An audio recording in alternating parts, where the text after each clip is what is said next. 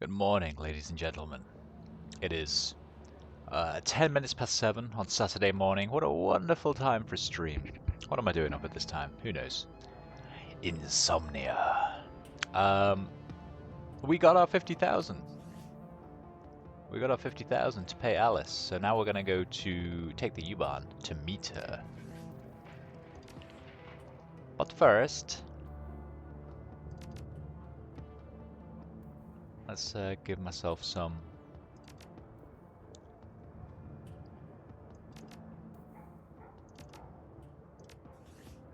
Spend me karma up, eh? Gotta spend me karma. Right, off we go. I'd like to travel to the rabbit hole at the Altstadt Spandau.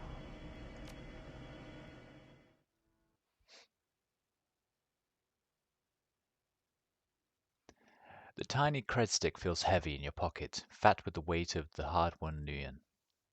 The U-Bahn station swallows you up and sends you hurtling down towards the rabbit hole, towards Alice, towards the information you've bled for. The train pulls to a stop and the doors hiss open to a dark, old platform. With luck, answers lie ahead.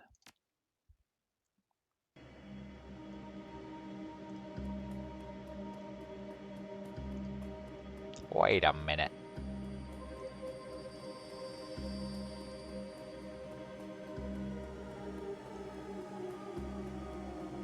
Anything in here been restocked? No.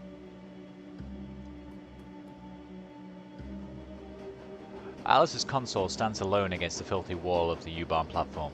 The colourful sprites that flicker across the screen stand in sharp contrast to the surrounding grime. The cred stick port in the machine greedily accepts your payment. You watch as the black plastic of the cred stick's case disappear into the console. Moments later, a message winks onto the screen. Wolf, couldn't wait for you any longer. Something is tracking me. Something terrible. Need to get out of town. Go dark for a while. If you're smart, you will too, but a deal's a deal. When you punch the flashing button on the console, it'll spit out an optical chip with your information. Take my advice.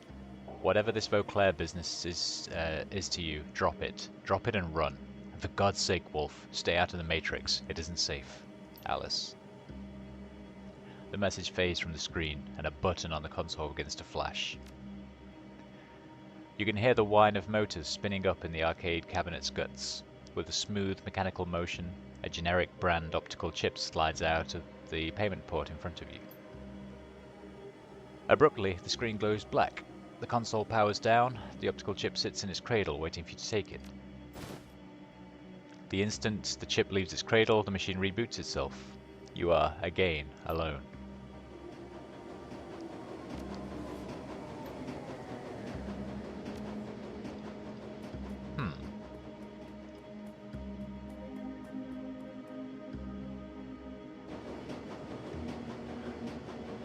As you settle in for your trip back to the cruise bazaar, you can feel the rest of the world compartmentalize and fall away. No more distractions, just you, the train, and the optical chip. It sits in your pocket like a hot stone, impossible to ignore. The train ramps up to speed, filling the air with a monotonous electric whir. The sound is soft and low and urgent, like the droning wings of an enormous insect. It'd be soothing if your mind weren't occupied with other matters.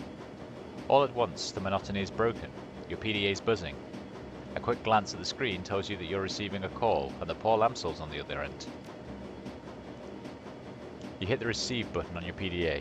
One look at the grainy image that blossoms to life on the screen is enough to tell you that something's gone terribly wrong. The strangled sounds of panicked breathing punch through your PDA's tiny speaker. In the image window, you can see the outlines of figures silhouetted against the backdrop of Amsel's shop. The view rotates, bringing them towards the center of the frame. The image sharpens. In the center of the screen stands an enormous orc in battle armor, a hand cannon leveled at something just out of frame. Its face is a shiny mat of grafted tissue, its smile like something out of a nightmare.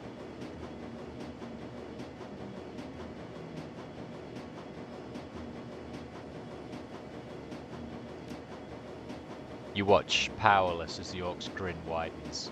The frantic breaths that you hear coming from off-screen increase in frequency. From off-screen, you hear Amsel's frantic voice. Audryn, please, tell me what this is all about. What are the Firewing's plans? You're going to kill me anyway. Don't send me to the grave without... Your stomach drops as the gun bucks and roars in the orc's hand. Your view on the PDA pitches wildly, then comes to a sudden stop with a violent cracking sound. A burst of static floods the screen. Moments later, a dark shape falls into view with equivalent force. You hear the unmistakable sound of bone crunching against hardwood. The camera auto-adjusts, and the dark shape swims into focus. You are staring into, and through, the dripping, cavernous ruin of what was once a human head. The remnants of the face that remains are enough to confirm what your gut already knows. The body on screen is that of Paul Amsel. From out of frame, far away, you can hear another voice, a woman, young from the sound of it, with a military cadence. What now, sir? Now we press our advantage. Jam their comms, Ortega. The sounds of hurried motion recede into the background. All right, remember people, Amsel was the brains of the operation, but the rest will put up a lot more fight. Flush him out and take him down, one by one. Another voice chimes in, a young man this time. Sir, look at Amsel's wrist, the PDA. I think it's recording. God fucking damn it. You hear the roar of another gunshot, and the screen goes dark. Your vision swims, and the screen of your PDA seems to fade away. The impact of what you've just witnessed hammers you in the gut, over and over again. Amsel's dead, the cruise bazaar is under attack, and it's entirely possible that an ambush party is already waiting to meet you at the U-Bahn platform. Whatever your attackers have planned, you won't be able to do much about it from here. The train is speeding towards the cruise bazaar station. No more stops between you and the enemy. Nothing to do but prepare yourself, and wait. Well, shit! Oh, hey, Iger. Are you aware... I guess you are, because there's dead bodies. The barrel of Iger's rifle swings upwards. She emerges from cover, turning to face you. About time you showed up. The light plays off Iger's face like a street light on a rain-slick asphalt. Her face, neck and chest are sheeted in slick dark liquid. Blood. A lot of blood. Iger, you alright? I'm fine. He only nicked my thigh. Iger wipes her mouth with the back of her hand, then hoists a corpse up from behind the makeshift barricade. A young man, maybe in his early 20s, his eyes frozen wide in surprise. What's left of his throat hangs down in ragged flaps. This, up here, it isn't mine. I'm surprised you let him close the distance on you like that. Iger bristles. Even the best shooters have to reload sometimes. Did you meet with Alice? Do you have our information? Yeah, I got it. An optical chip. We'll have to use my mission computer to open it. Whatever's on that chip, these bastards don't want us to read it. All the more reason to do exactly that, after we put the rest of them in the ground, that is. Iger, they killed Paul. I saw it. Iger's expression hardens. Yeah, I know. He had us all patched in on that call. We all saw what happened. I figured they'd try to ambush you at the platform, ventilate the train, take you out, and cut off a potential escape route in the process. That's what I would do, so I hightailed it out of there and set up an ambush of my own. Good thinking. Thanks. Anyway, that's enough talk. We've got a job to do. Iger swings her rifle up and over her shoulder. There are an unknown number of hostiles topside. They're well equipped, decently trained, and hell-bent on killing us. The last I heard, Gloria was on the north end of town. Dietrich was out getting coffee when all hell broke loose. Let's go get him. Our friends need help. Let's go give it to them.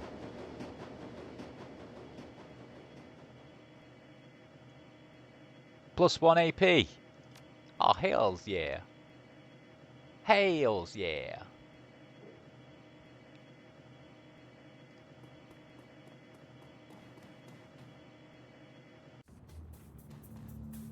Hello. What the fuck?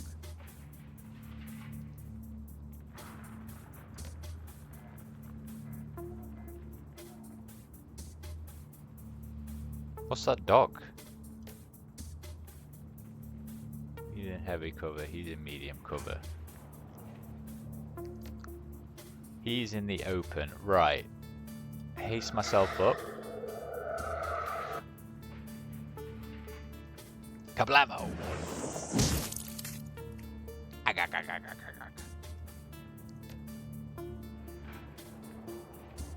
Kablamo!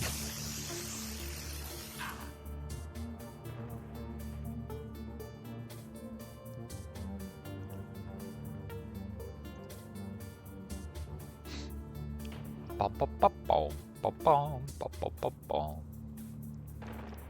You get back here because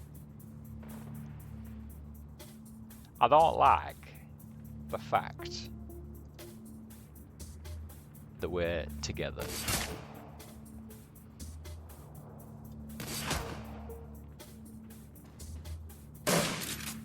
Hey! Hey!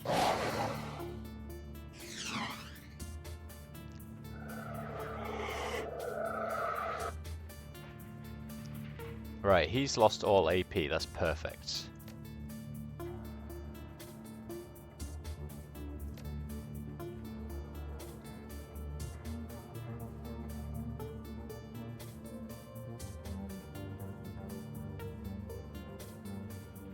Because I want to come up here and kill this son of a bitch.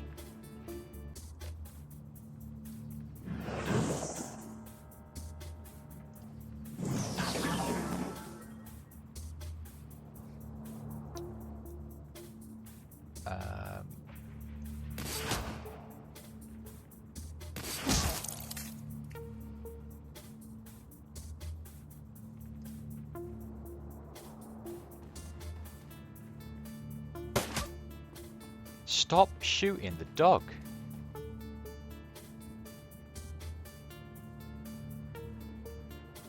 I mean it. In fact, can I heal the dog? Wait, it's fucking Dante.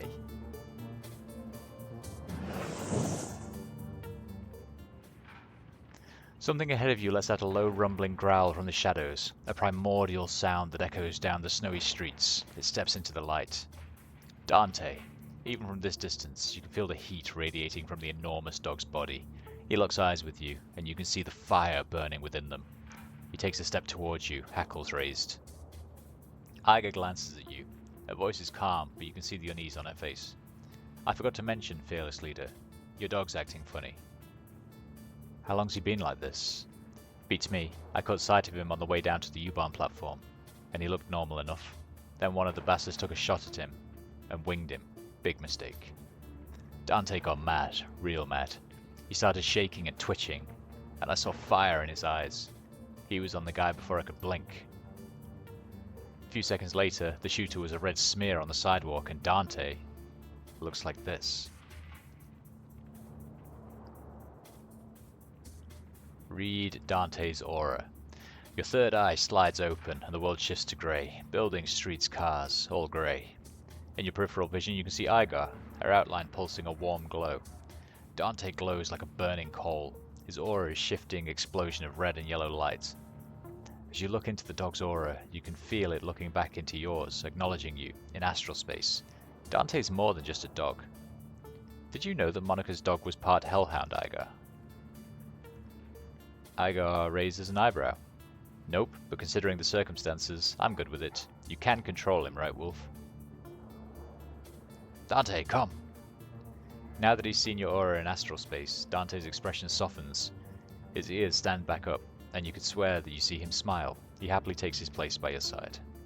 Looks like you got yourself a hellhound.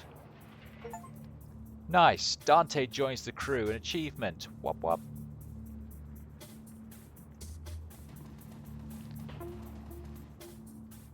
Come on, Dante! Right, how are we looking?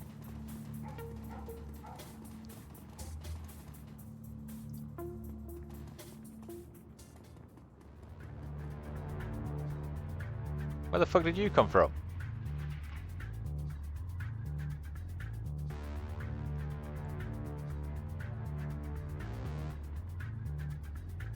Right.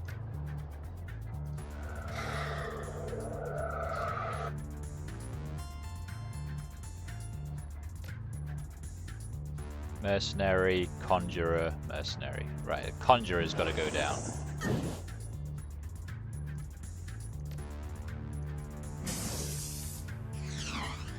I said has to go down. Has to. Those were my words.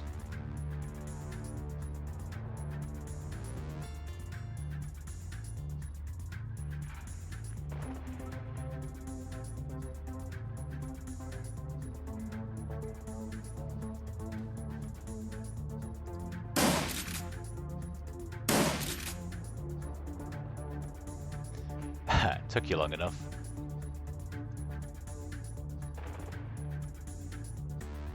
Come on then. Nice.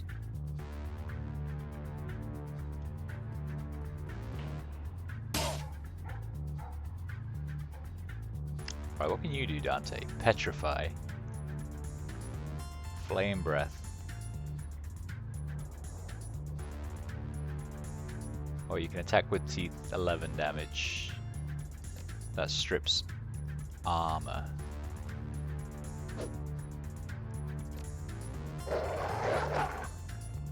Dante, come on! You're 68% for God's sake.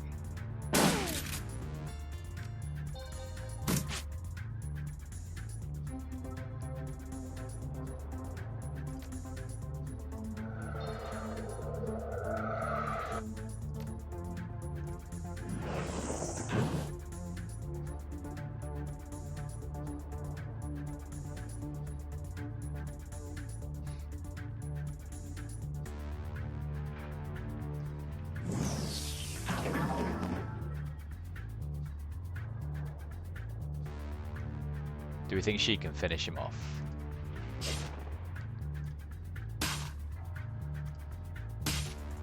Yeah, she can. Well done.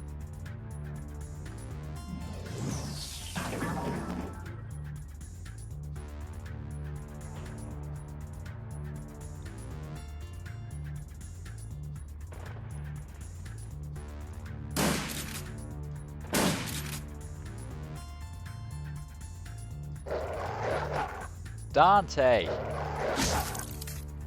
Thank you.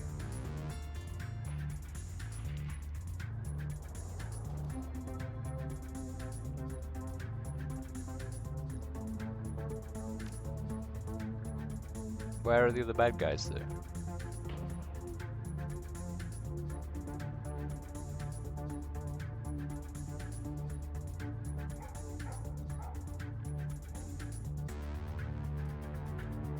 Oh, is that one?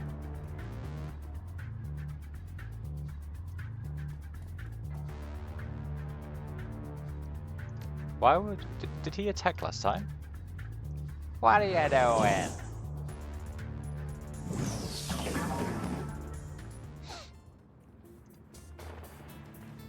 There we go, marvelous.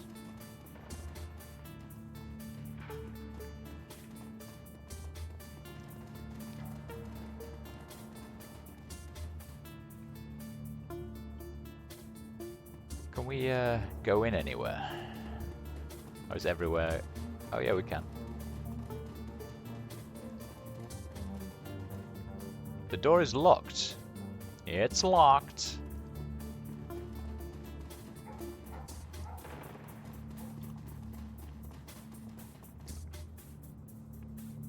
Should we go to our base actually? I wonder if we can...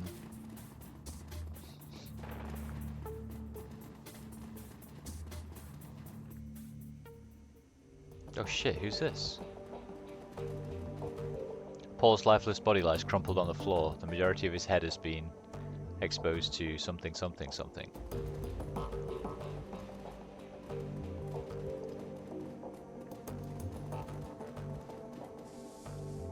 Some kind of automatic lockdown system is engaged. DVD player is completely trashed. Well, fuck!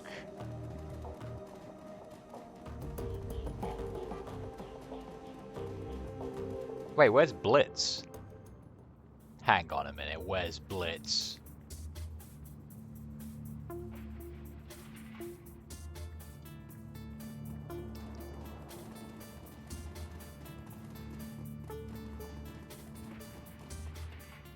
Hi boys.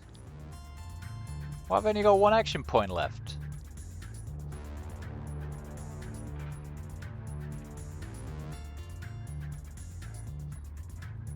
Alright, what do we have? We've got a mage, a mercenary, a mercenary. Right. Dietrich, can you give him some additional... Thank you.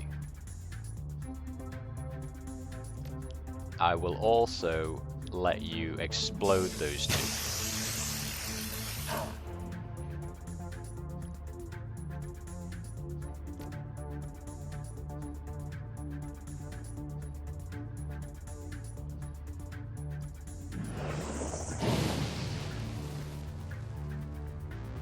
Slightly missed there, didn't I?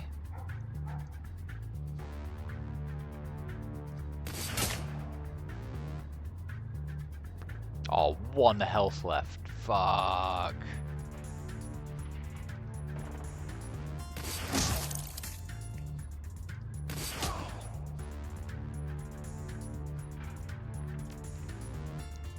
Fireball.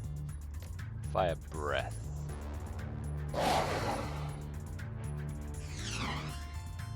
Oh, you were close, Dante. You were close.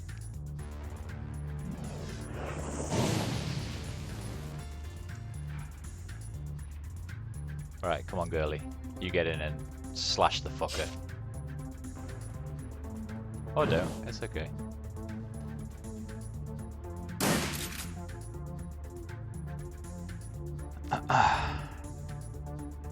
Let's...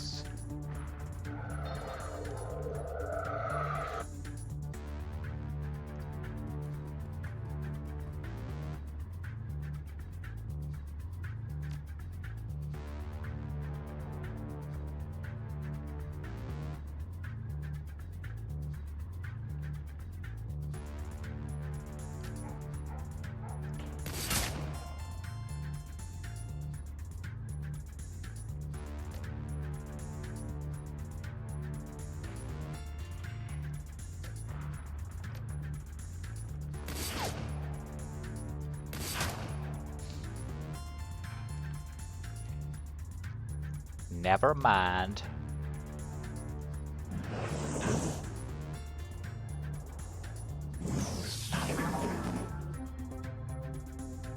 Oh, fuck you.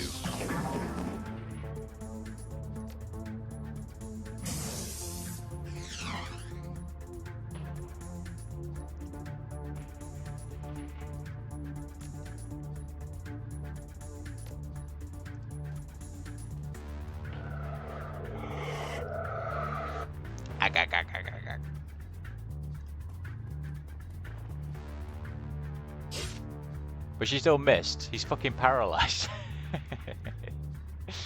Jesus.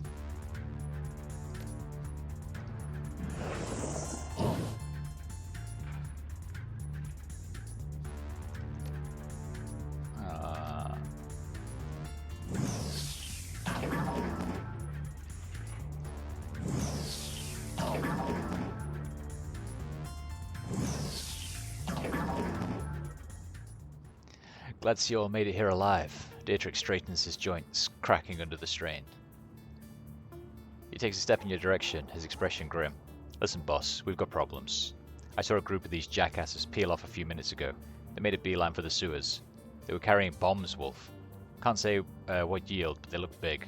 Unless you fancy living in a crater, I suggest that we hightail it down there. Where the hell is Blitz? He took off with mallets, said something about jamming the attackers' comms. Don't worry about them. We got to deal with those bombs. Okay, Blitz isn't a traitor. That's good.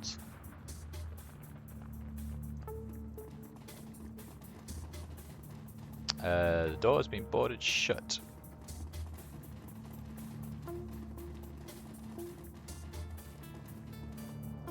The door is held shut by a magical force. Why the fuck isn't Algernon helping?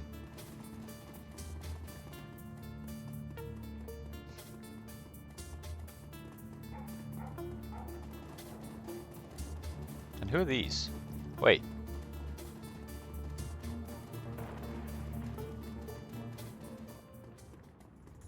Yeah, why? Why did they just let me run straight past them? What the fuck?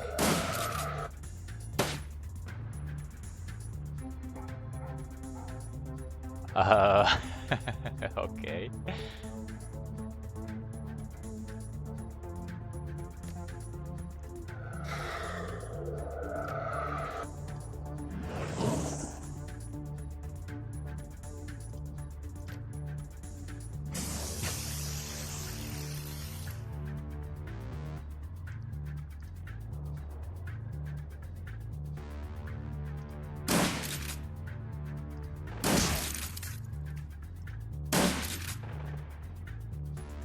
Nice.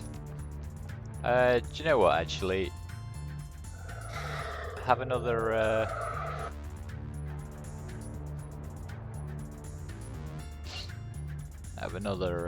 shot as well. Why not?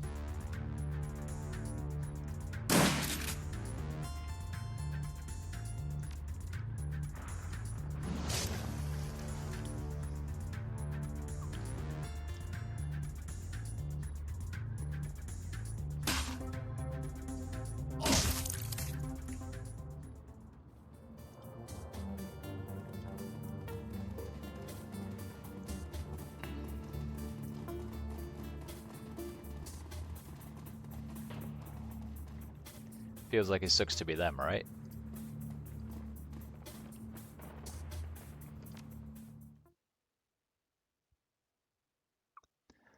Beneath the cruise bazaar, you and your team descend into the sewers, footsteps echoing off the damp stone walls. You barely notice the smell. There's no time to waste. Audrey's team of mercenaries is down here somewhere, racing to plant their explosive charges beneath the gears. The fate of the cruise bazaar is in your hands. It's in my hands.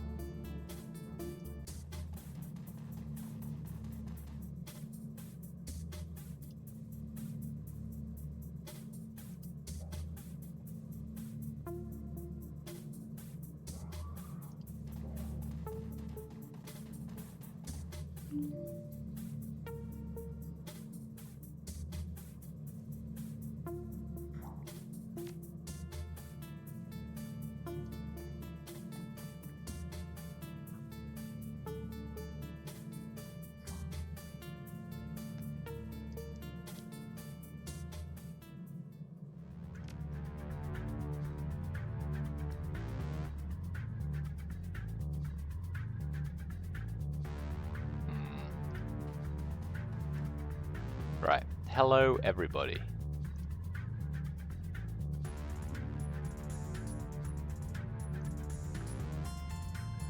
What do we got? A merc, a merc, a merc.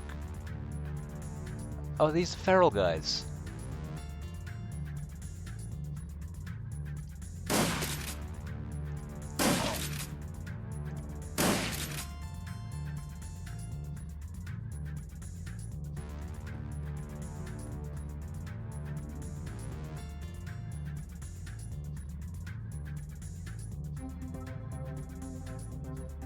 Right, I really want to go and stand there. Why won't it let me? Yeah. Okay, right. We're at the bomb. Let's start throwing around fireballs, why don't we?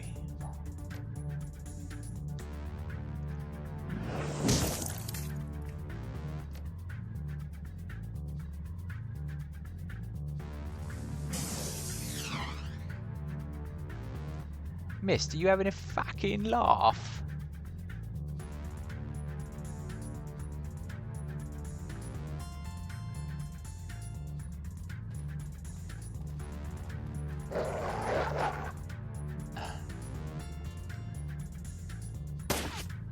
For fuck's sake, I was supposed to do claws, I'm so sorry.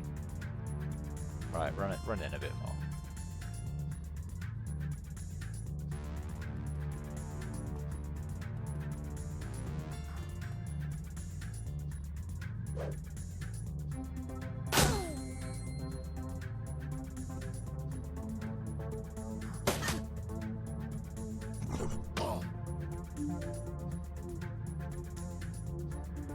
That is good. Right, who's been injured?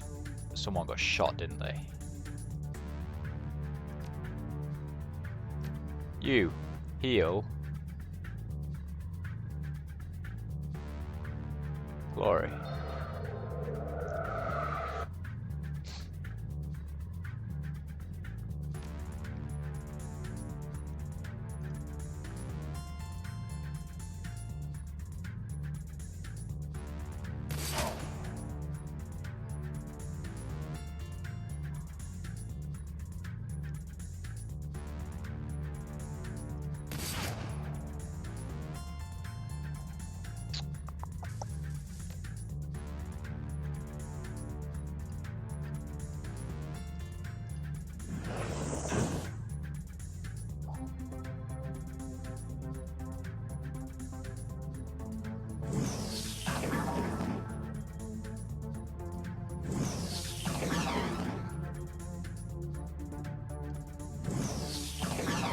Jesus Christ.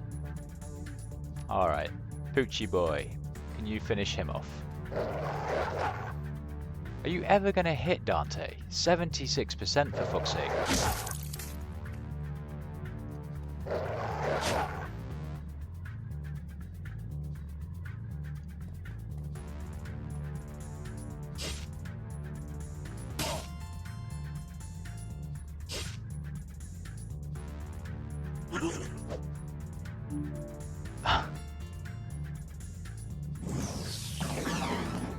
My God.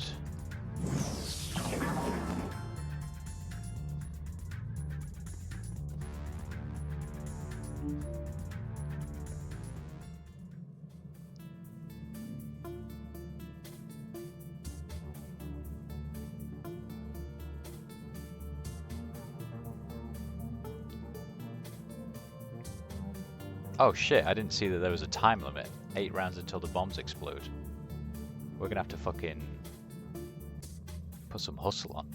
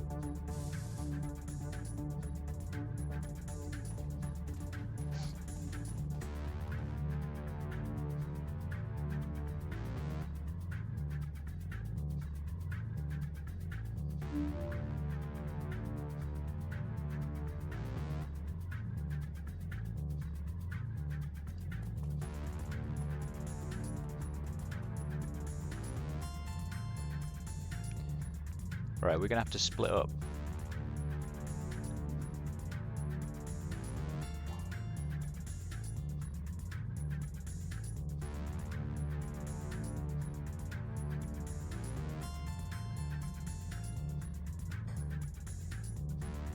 Seven rounds. I could potentially get her down here. Just start laying into some of these fuckers.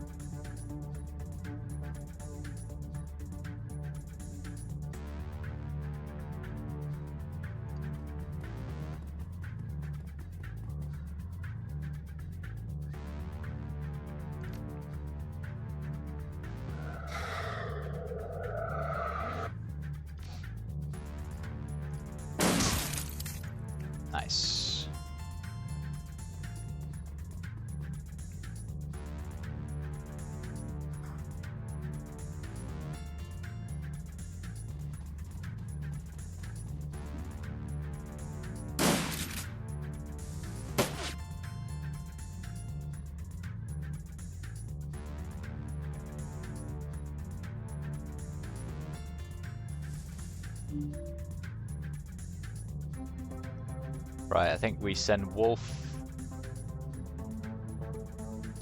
Give him some haste. Wolf starts going up this way.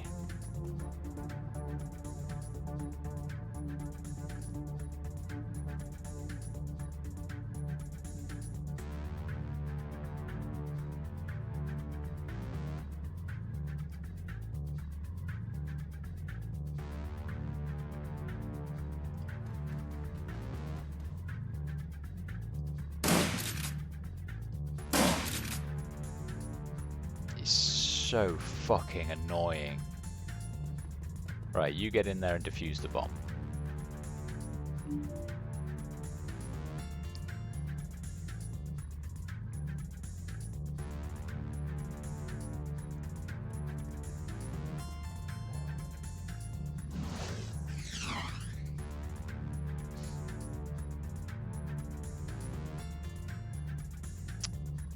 Let's send Dante up here with Wolf.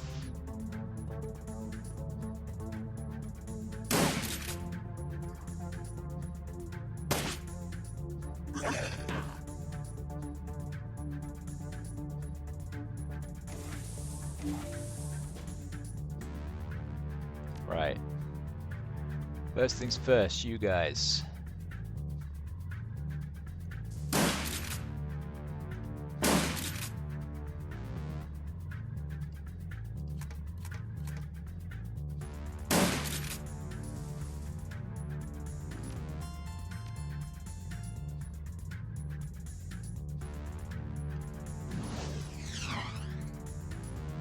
My god, Dietrich.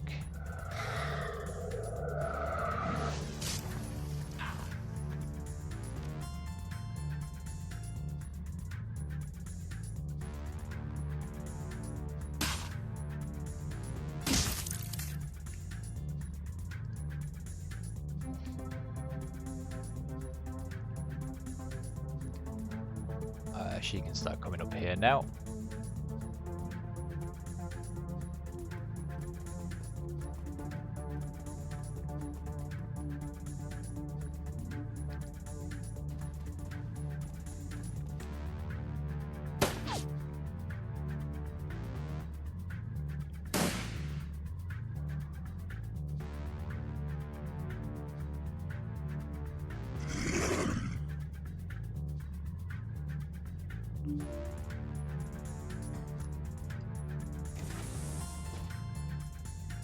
Right, how are we looking over here?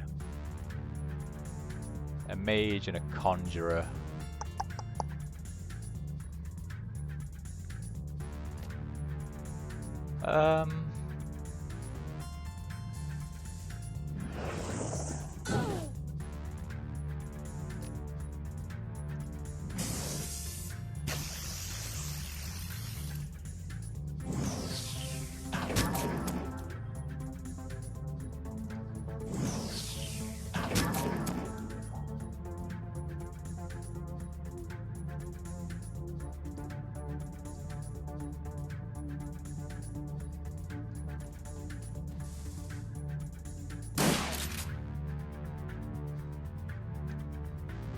Nice.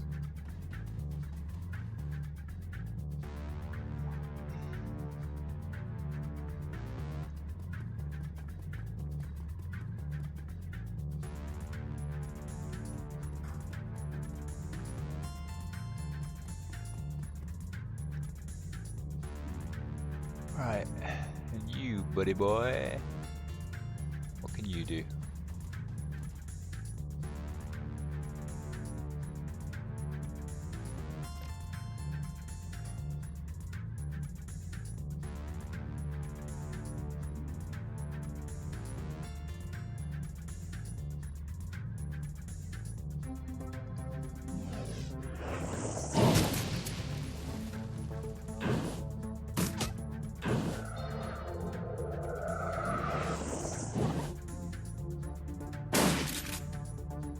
Shit!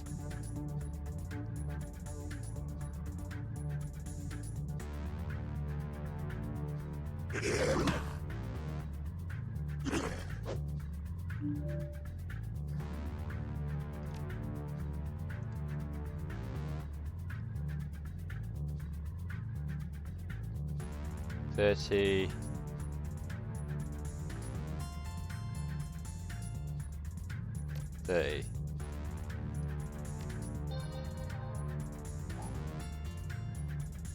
You absolutely need your soy jerky treats. I'm not happy, actually. I'm not happy by that at all.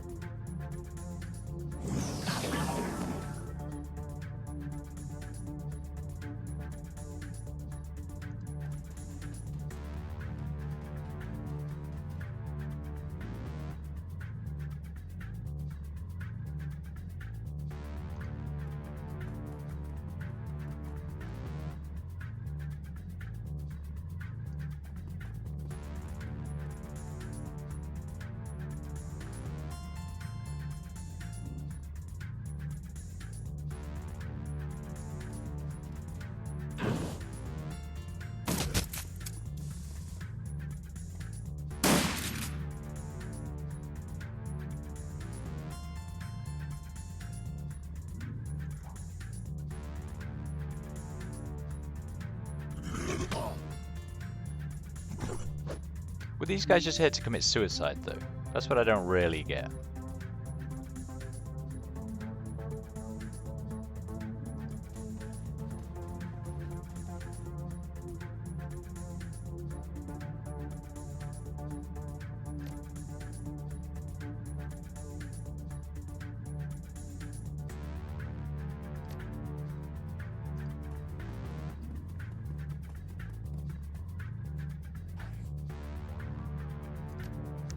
Right, that's that done at least.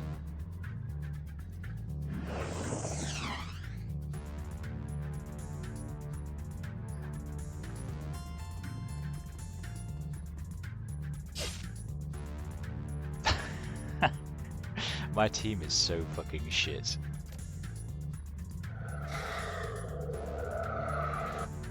Can you see anyone? No. Oh wait, can you see anyone? No, you can't. Okay. Use the opportunity to run in closer then.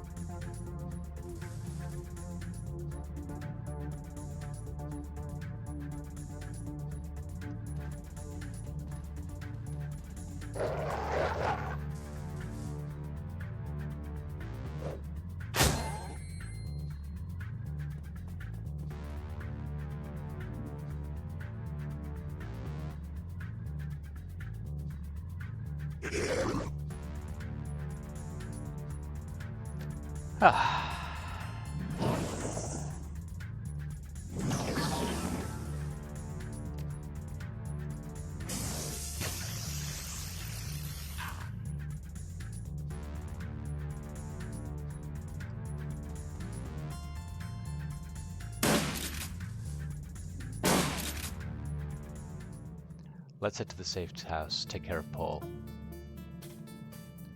The orc is gonna pay for this. Yeah, too fucking right.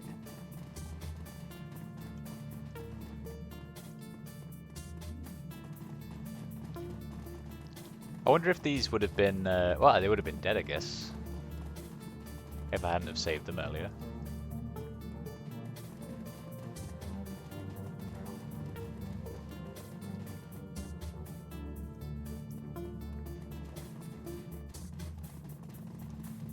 There's no goodies.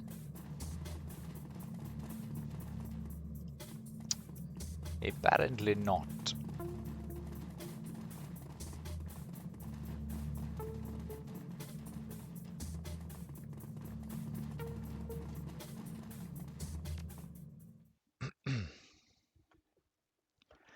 You emerge from the foulness of the sewers only to be met with the equally dark stench of cordite and death. Although you saved the Kiers, it's far from unharmed. Residents wander the streets dazed, holding their wounds, tending to others, observing the damage. The look in their eyes tells the story. Their illusion of safety has been shattered.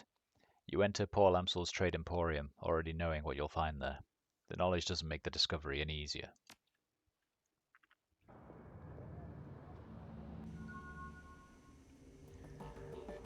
Once again, the team gathers around Paul Amsel, but tonight he has no more missions to offer and no advice to give.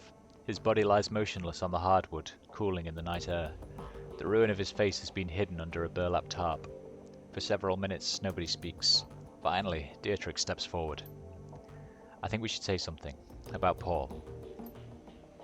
There's another moment of silence, then Iga speaks up. I'll go. Iga brings herself to attention, stares straight ahead.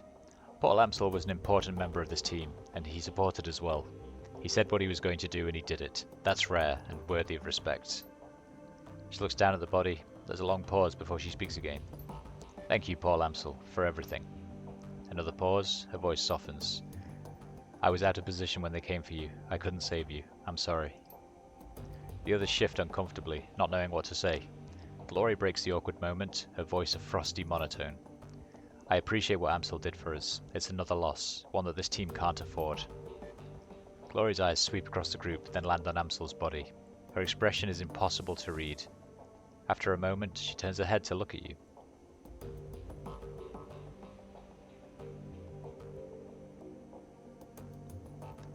Losing people is hard, no denying it. Paul was a good one and will be missed. Dietrich nods in agreement and crosses himself. Yeah, he was. Goodbye, Paul. Gott sei mit dir. Gingerly, Blitz steps forward. His hair is mussed, and there's a fresh bullet hole in his jacket. He smells like smoke and blood and stale sweat, and his hands tremble as he takes them out of his pockets. Well, I didn't know Paul as well as the rest of you, but he seemed like a good guy. He shuffles his feet. I didn't want to see this happen at any rate. You okay, Blitz? Looks like you and Mallet saw some action back there. Yeah. His eyes remain fixed on Amsel's body. I'll live. As if in turn, Dante lowers his head sadly, lets out a heavy sigh, and closes his eyes.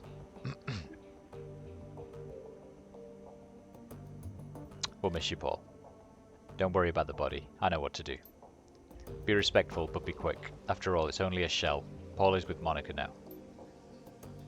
We're all going to be with Monica soon if we don't do something. The Fire One came after us once. She'll do it again.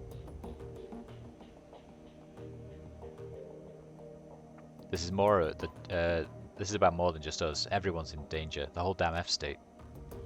Aren't you being a little dramatic? I don't think that he is, Iga, love. I really don't. Come on, everyone. Let's get a look at the optical chip. I want to see what we're dealing with.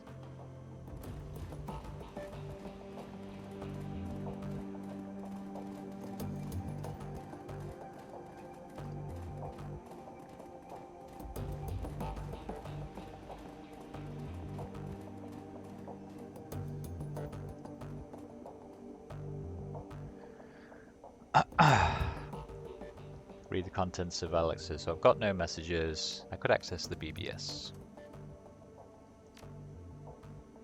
All-out war is broken out between the Rambok and several mercenary groups. Not sure who started it, not sure if it matters. If I were you, I'd stay the hell away until they finish killing each other. I knew that place was a powder keg, but this is a bit much. Has anyone made it out of there safely? Streets aren't safe at the moment. If people aren't out already, they'd better have some food and water stockpiled. The Shockwell writer posted something about the Lobachevsky, but I haven't been able to find any evidence to corroborate that. Like Jas claims, it's just the Rambok defending their turf against these free agents. Like it says, good condition, clean, got the turbocharged kit, additional armor plating added to the front and sides, trunk has a mounted Ares autocannon, but you'll need a rigger to operate it, no hand access, looking for 80,000. Nice car, wouldn't happen to be any corpse looking for it at the moment, eh? Has the PPS been triggered? Any wrecks rebuild? Nope, all clear on that front. Nobody drove this baby but me, and I don't wreck cars. The autocannon dropped the last sucker who tried to do any damage.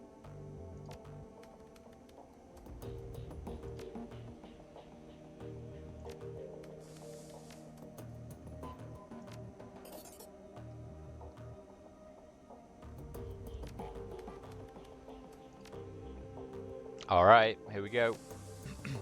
You slot the optical chip into the computer's waiting chip jack. On the screen, Alice's office blooms into view. A half-second later, a real-time simulation of Alice appears, seated behind her mahogany desk. Something about it reminds you of a figure from a wax museum, lifelike but dead inside. It greets you with a facsimile of Alice's joyless smile. Customer name, Wolf. Its voice is hollow, synthetic, an automaton masquerading as a living woman, one who you've never even met in the flesh. Account number 1012579. Greetings, valued customer. I am an offline simulacrum of the Alice persona. I've been included on this chip to answer any questions that you might have about your information purchase. Nice piece of tech. Not now, Blitz. If you're ready to proceed, I will present Alice's findings. You may interrupt this presentation at any point by saying, Alice, I have a question. Is that the only thing you respond to, or can I talk to you like a normal person? The simulacrum hitches slightly. You may interrupt this presentation at any point by saying, Alice, I have a question. That answers that.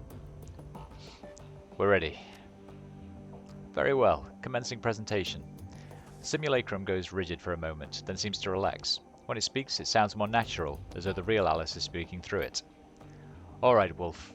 I've got good news for you, and I've got bad news. Let's start with the good news. I found Vauclair, and he is alive. Thank God. The trail to your missing doctor was a long and slippery one. The fee that you paid me barely covered my costs for the job. I sent a team into the SOX on a fact-finding mission. I bribed government officials, I greased the palms of wage slaves at Megacore all across Europe. Each step I took eliminated possibilities, drew me a little bit closer, and finally, I found the place where Vauclair is being held. The simulacrum makes a sweeping gesture with its right hand, and an image switchblades onto the screen. A grainy overhead photograph, annotated with map coordinates. You recognize it immediately. This is where you'll find him. He's being held captive at a remote estate called the Harfeld Manor. You gotta be kidding me. He was there the whole time? Glory says nothing. She just studies the photograph and nods. Okay, nobody tell me. I get it. This is something else that I missed. Alice, I have a question. The simulacrum hitches again and you can feel the life drain out of it. It looks at you robotically. You have a question. Please make your inquiry. You said that Vauclair is being held at the estate. What evidence did you turn up to support that? One of my assets at Transys Neuronet provided me with a video feed dated 2053-1010. The feed was taken by a corporate surveillance drone. Playback commencing. The screen is filled with a hazy black and white video feed. You recognize the Harfeld Manor, photographed from high above.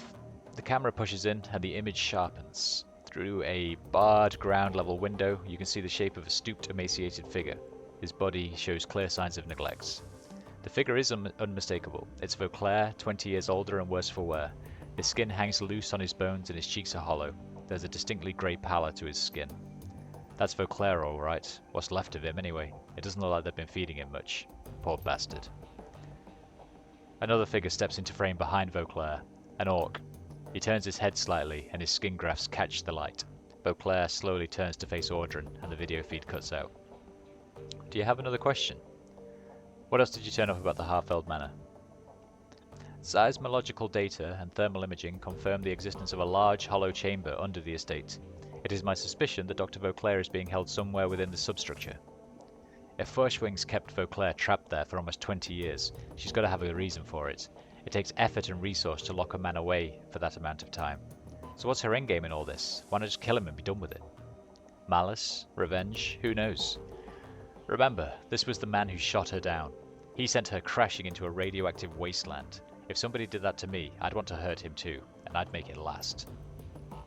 I think it goes deeper than that. According to Winters' DVD, Vauclair designed the experimental weapon that shot her down, and that weapon split her body from her essence. Glory glances down at her own steel and chrome arms and suppresses a shudder. If I had to guess, I'd say that she's trying to make him fix whatever he did to her. That's what makes sense to me.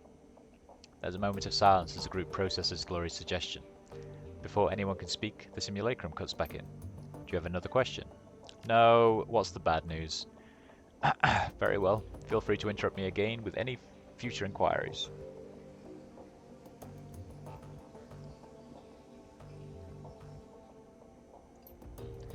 The simulacrum pauses, and a brief tremor washes over its body. Its eyes flutter, and you can hear the sound of your computer working to process more of the chip's data. Iger turns to address the team. If Vauclair's at Harfeld Manor, we've got problems. The last time we broke into that place, they took Monica out. It was a miracle that any of you got out alive. Yeah, but now we know what's down there. This time we can be prepared for it. We can handle this. Iger shakes her head. No, it'll be even worse this time. The first time we went in, we had the element of surprise on our side, but now they'll be expecting us. They're hunting us, remember? The security team is going to be waiting for us, Dietrich. That Audran bastard is going to be waiting for us. And even if we make it past them, we're going to have to deal with the dragon in the basement. But what else can we do? Cut and run? The last time I checked, that wasn't an option either. Even if it were, I wouldn't take it. I'm not running from this. Not after what they did here tonight.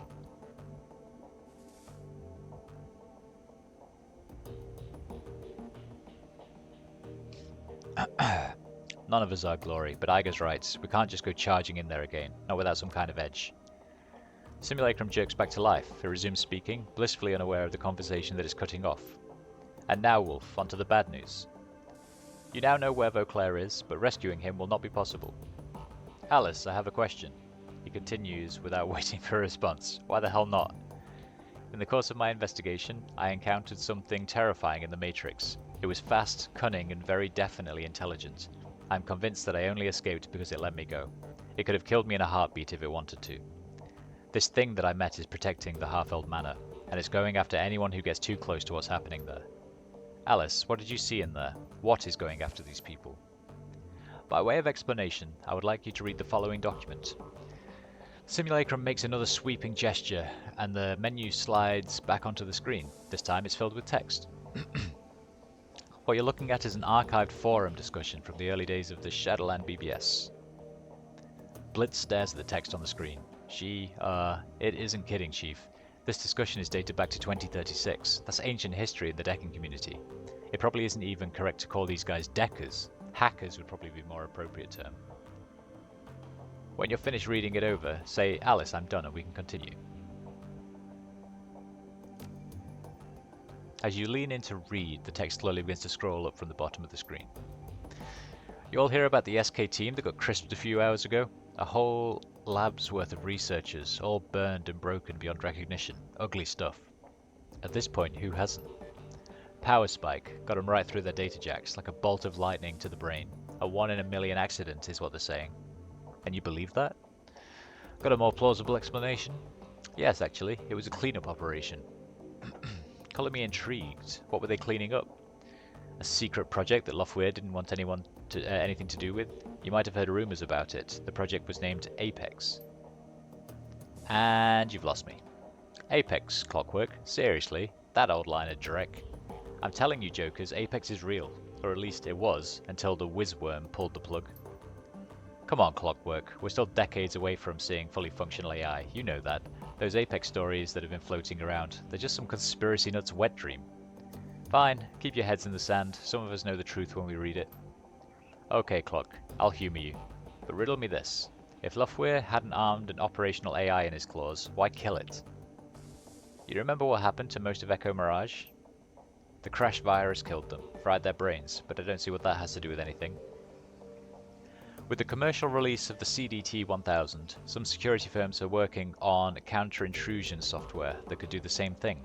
Black IC. You can look it up if you don't believe me. Whoa, scary stuff, man. Well, the goal of the Apex project was even scarier. IC waits for you to come to it. Apex wouldn't be bound by those restrictions. It could go out hunting, hit its targets when they least expected it. That's why they called it Apex. It was designed to be the apex predator of the digital world. And so, rather than using it to his advantage, Wolfulv decided to kill it in the cradle. The Whizworm's no fool. Some things are too dangerous to play around with. How would you put that genie back in the bottle if it ever slipped out of your control? Answer, you couldn't. And then it would take over the world. Okay, this thread has officially gone off the rails. I'm closing it down for the good of mankind. Alice, I'm done. There are no official records in the SADA Krupp database to support the existence of the Apex project, but the thing that I encountered was Apex. Of that I am certain.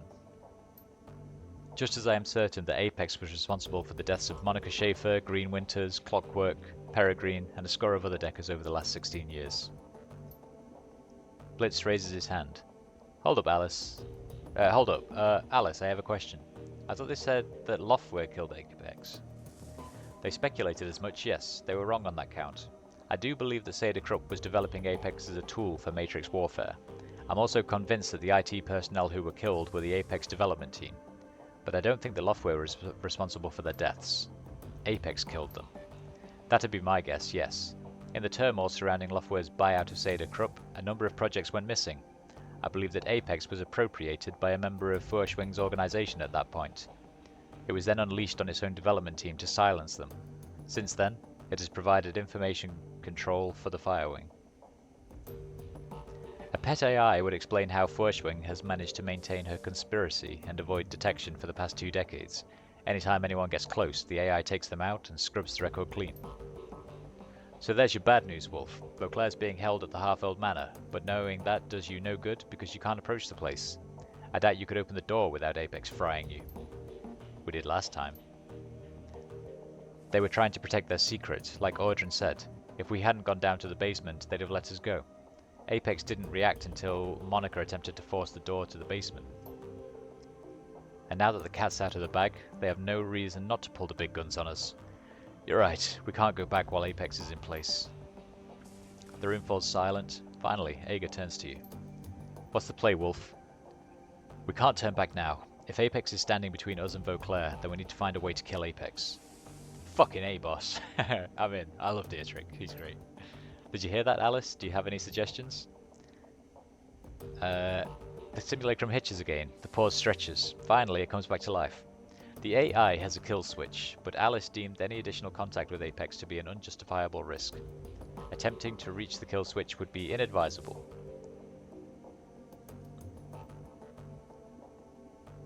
Save me the warnings. I'm gonna kill this thing. I owe Monica that much. You and me both. Alice, tell us about Apex's kill switch. The simulacrum stares at you with dead eyes. Thanks to my close encounter with the AI, I was able to run a trace on it. Through this trace, I discovered the physical address of the backdoor access point for Apex's programming, an old Seda Krupp research lab, long since abandoned and fallen into disrepair. The facility is now hotly contested gang territory. Oh god, it's not in Shatnest, is it? I have also determined that a kill switch for the AI exists somewhere in the basement of this facility. I'll provide you with a physical address. I don't like the smell of this, Chief. It said that Apex let Alice escape. He turns to address the simulacrum on screen. Alice, why would a Matrix warfare AI allow you to run a trace on it? It stares straight ahead, his eyes are dead. I'm afraid the answer to that question falls outside the scope of my written parameters. The simulacrum stutters one final time, then looks up at you with an apologetic smile. You have now reached the end of this presentation. I have been encoded with a final message from Alice to Wolf. Playback commencing. The simulacrum's eyes go wide and the life floods back into it. It stares directly at you. Wolf, if you didn't listen to me before, listen to me now. Drop this. Stop going after Vauclair, get out of Berlin, and stay out of the Matrix. I'm telling you this for your own good.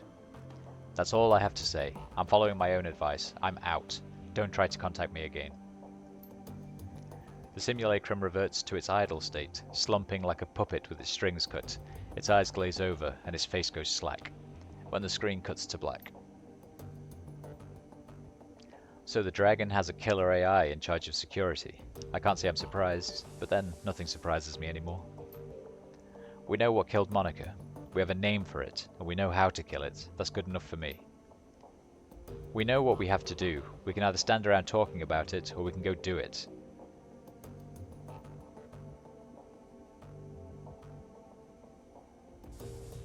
Agreed. We shut down Apex, then we re-enter the estate and rescue Vauclair. He's the key to this whole thing. Sounds like a plan, boss. I still say that all of this is crazy talk, Chief. Taking on an AI isn't just a bad idea, it's suicide, so my vote is to cut and run. Blitz surveys the rest of the group, sees the determination in their faces. Finally he sighs. But if you're really doing this, you'll want the best decker you can find along for the ride, and I guess that nominates me. Woo. Alice said that the kill switch is located in some old SK facility. Assuming that the site was shut down sometime after the Apex project disappeared, it could have stood empty for years, maybe decades. She also said that the building was in gang territory. I wonder if it'll be anything like Das Kesselhaus was. God, I hope not. There's only one way to find out. Let's get prepped. That thing isn't going to kill itself. And don't forget, boss, we're taking on an AI here. I'd recommend bringing the best cyber deck that you can afford. Something tells me we're going to need all the firepower we can get. Iga begins her weapon check. Improvise, adapt, overcome. Whatever's there, we'll deal with it. First, we find a way into the basement. She peers through the scope of a sniper rifle. Then we kill the AI that killed Monica. Damn right. The team breaks to begin gearing up. As she slides a shell into her shotgun, Iga catches your eye. You did good out there, defending the cruise bazaar. You've had our backs the entire way, made good decisions.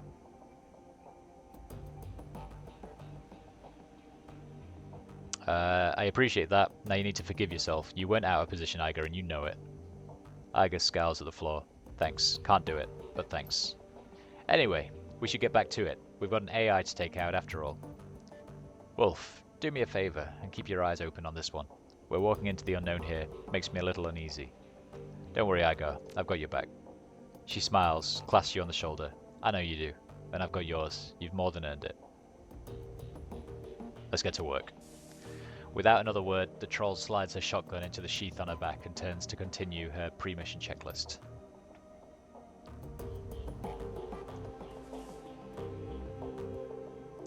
Dante lifts his head and looks up at you mournfully. The feral aggression is gone from his eyes. He's changed, you can see it, but he's still Dante. So, Wolf, Dante was very helpful out there, but I'm a bit concerned about this.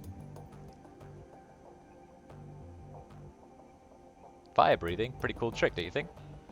It's handy, that's not hard to argue. He's not a normal dog, not by a long shot. Is he possessed? I assume you've checked his aura and discovered he's a part hellhound. Monica trained him for months to be combat ready. We had a hellhound in the house and Monica didn't tell us for months? Wolf has him under control. Dante performed well in the field, followed commands flawlessly. I have no concerns.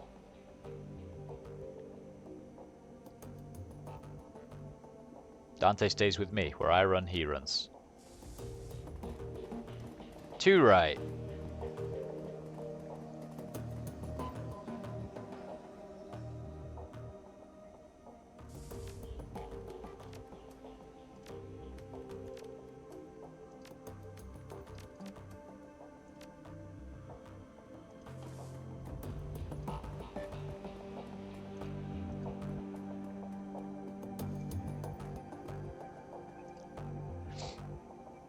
We've got a job to prepare for. Why does no one want to talk to me?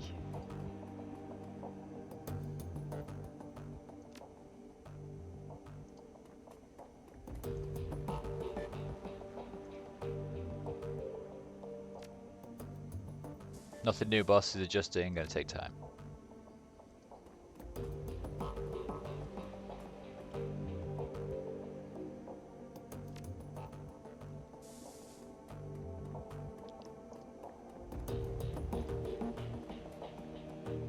Oh, we can level people up.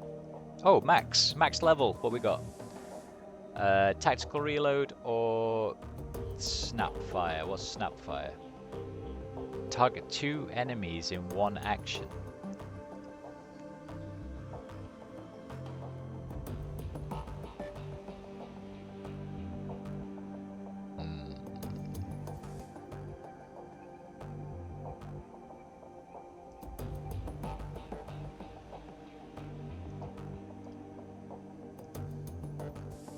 Pain suppression. While Blitz is ejected into the Matrix, attacks on his physical body are reduced, or Blitz's mark target now reduces target armor by 2.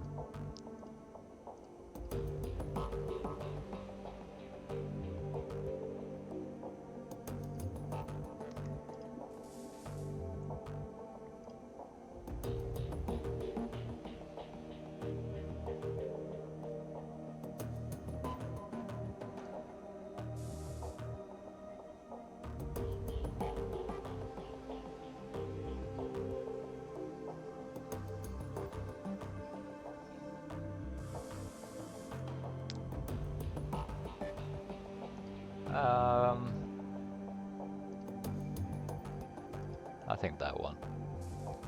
Dragon Slayer now harms all foes within 3 tiles for 16 damage. On subsequent rounds, targets take 5 HP damage and 1 damage. Or decreasing incoming damage by an additional 2 points.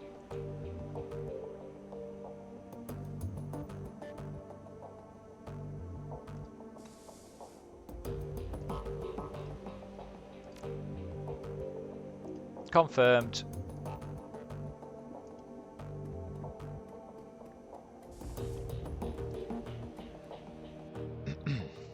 Right, how is everybody doing here? How are you? The attack. It was terrible, Wolf. So much death. She shakes her head. I had not killed since I retired from running the shadows. Not until today. But you are not here to listen to me complain, so what can I get for you? Name it and I'll provide.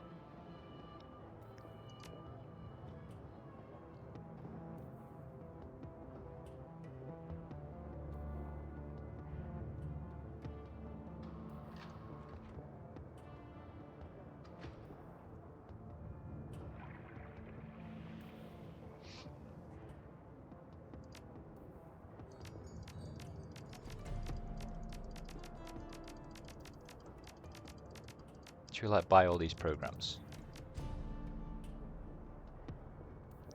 I'm assuming I can't use any of those.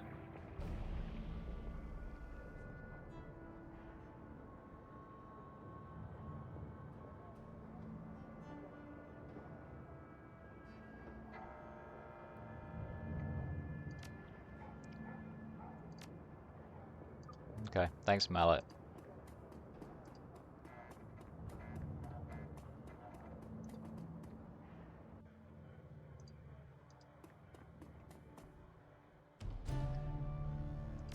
He doesn't want to talk.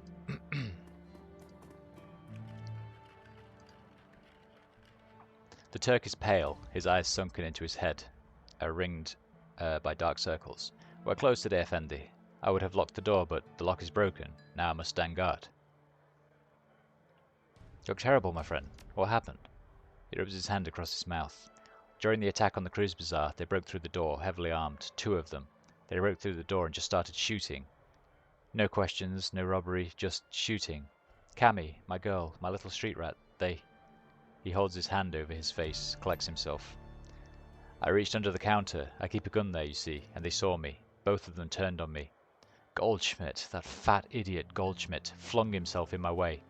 How he managed to move that great mass of a body so quickly is a mystery to me. He hung there, suspended in time as they shot him, dancing on the bullets as they ripped him apart. But he shielded me long enough, Effendi. I was able to get my gun and end those sons of whores. I'll get the bastards who did this. Of course you will, my friend. Of course you will. Someone has tread on the tail of a sleeping snake and we have been bit. Now its head must be removed, or our little Kias will fall. Still, it is good for us, I think healthy. It reminds us that even though we have created our little island of stability in the cruise bazaar, this is still the flux state, still Berlin, and the wolf is always at the door. That's me! If we're to keep our home, we must be vigilant, and we need people like Monica, people like you, to keep it safe. Zagalon, my friend. Be healthy, be strong. Oh, so little girlie died. That's so sad.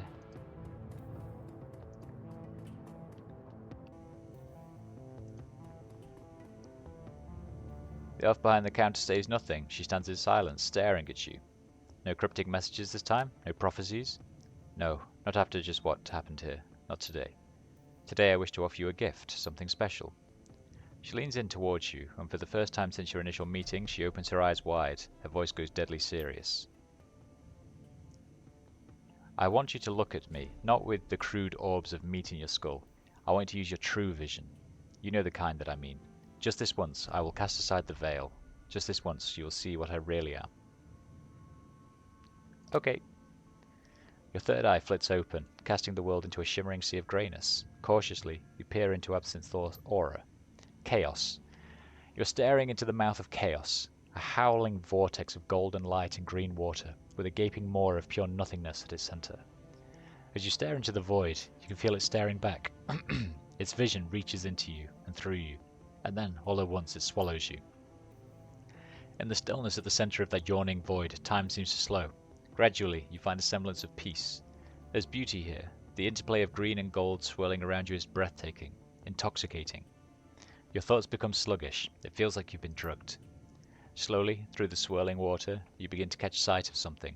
A huge alien shape, lined with ribbon-like tendrils of golden light. You can feel it closing in on you, a looming presence of suffocating enormity. Slowly, haltingly, it reaches towards you.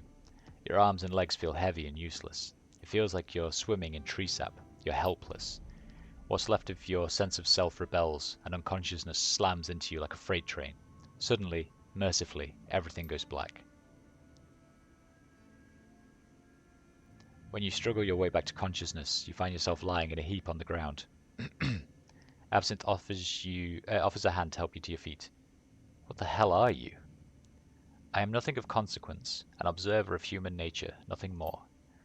We come from very different places, Wolf, but we both call this cruise bazaar home, and I hope that you will consider me a friend. That's not an answer. Tell me what you are. Something beyond your understanding, a child of the astral plane, wild and free, unfettered by the bonds of servitude that chain so many of my kind. In truth, what I am should not concern you so much as what I know.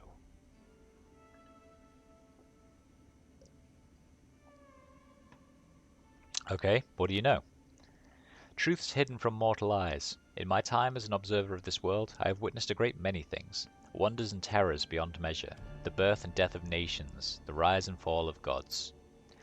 I have seen the ebb and flow of magic from the fourth world to the fifth to the sixth. I have watched in awe as the tides carried wonder and miracle into the world of men. And I have mourned as they are swept back out again. I have borne witness as the cycle began and ended and began itself anew. I have seen what came at the end of the fourth world, thousands of years ago, when ancient Thera crumbled into the sea. I saw the things that crawled in the carcass of that once great nation, vile, terrible things. Even now I can feel them. They drift on tides of mana, hungrily awaiting the end of the sixth world, and the death of all that you know. I have seen what they will do when this world has run its course, elf. They will rip the guts from your dying civilization, and they will feast upon your screams. Who are they? Things born of nightmare, horrors. The dark spaces between the metaplanes crawl with them. She looks into your eyes and you can feel your head swimming. Your kind fears what it can see. Corporations, dragons, violence and poverty, and the random cruelty of fate. If you could perceive reality the way that I do, you would know that there are much greater things to fear. If the world were an ocean, the hazards that you know might be sharks, dangerous creatures to be sure, unworthy of respect, but below them, in the silent deep, Leviathan circles. She turns away. Go now, Wolf. Talk to Agenon. After all that's happened, I'm sure he'll be glad to see you, but remember what I've told you. Okay. Oh, he's moved again. Hello, Algernon. Salutations, youngster. I believe the Cruise Bazaar is still standing, thanks to you. It was a team effort. Monica would have done the same. I agree, and you have filled her shoes admirably. Now tell me, how may I serve you? Got a question for you. Can you tell me about Dante? He's not a normal dog. Indeed not. Dante is part hellhound, bred to be an elite guard dog. I assume he has manifested some of his awakened abilities? Yes. How did you know he was a hellhound? Monica bought him from me some time ago.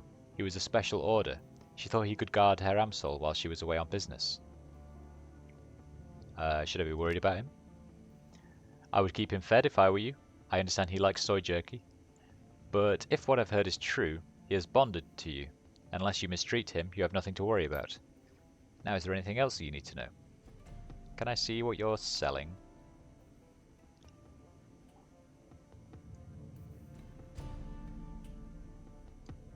He's got tons of shit to sell. Powerbolt 4. Yes, please. Acid Bolt 4, yes.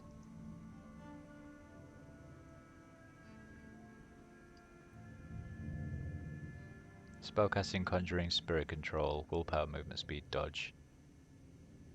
Willpower, charisma, spellcasting, sorcerer's robes, obviously.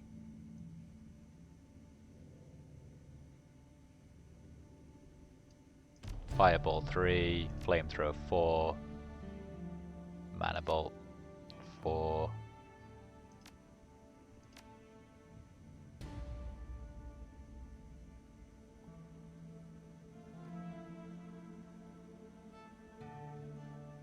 Haste 4.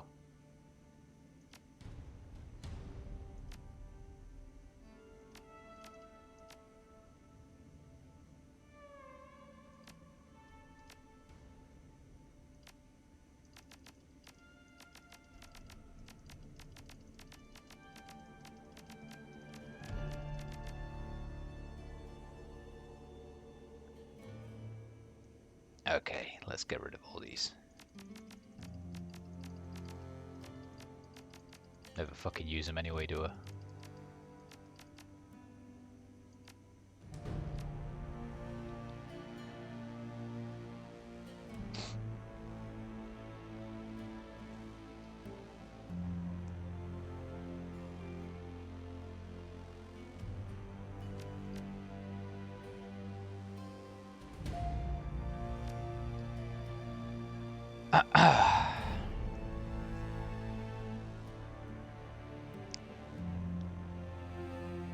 So I want to place Fireball 2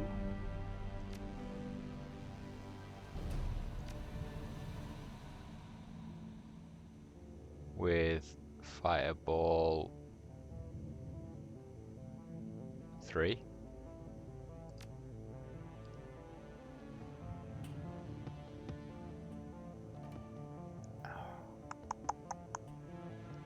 Mana. What's that? AP cooldown 3. Pierces 4 armor.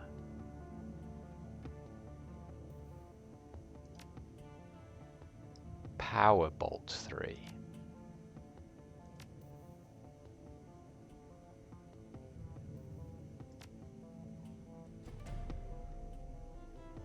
Yeah, get rid of Haste 3 and replace it with Haste 4. Haste 4 being increases AP by 2 for 3 rounds. And the one before it was 1 for 4 rounds. So it is better.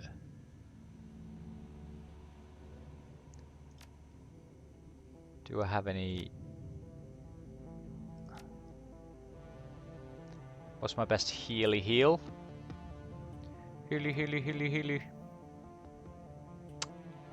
2 is the best heal that I've got. Ball Lightning 1 can be replaced by Ball Lightning 2. Lightning Bolt 3 is the best. Flamethrower 3 can be replaced by Flamethrower 4.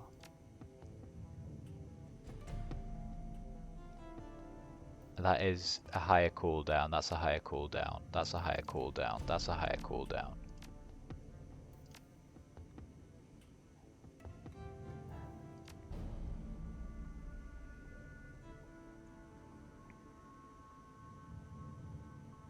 Damage 10, damage 13.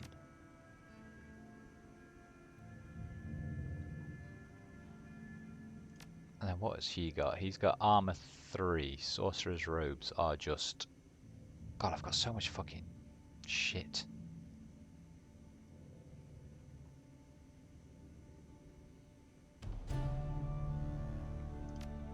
Right, that's what I... What guy? Nice. I don't really care about this shotgun. I do care about having the best... What's Acid Bolt? Damage over time to the target. Acid Bolt 3. I've got Acid Bolt 4.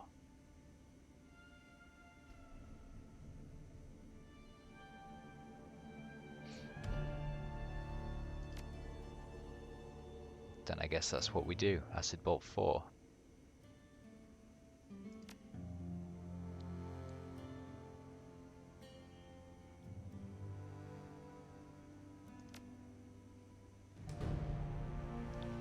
Thanks, edging on.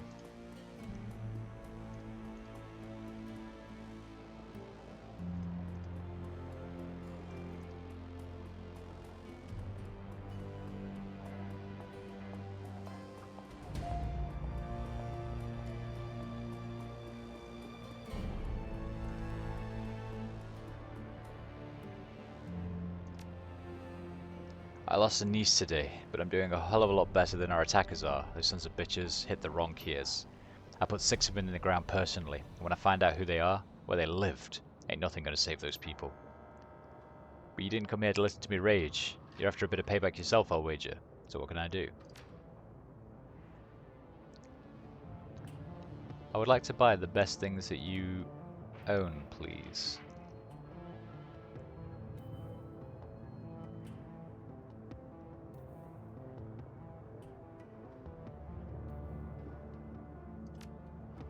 Hell yeah!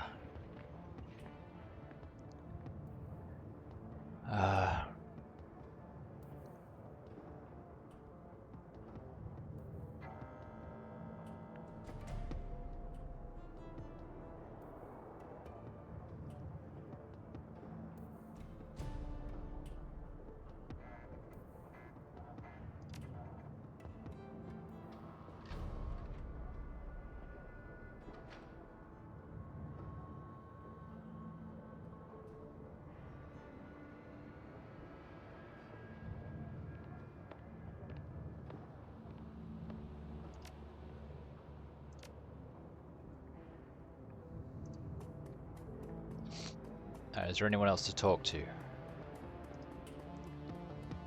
Oh.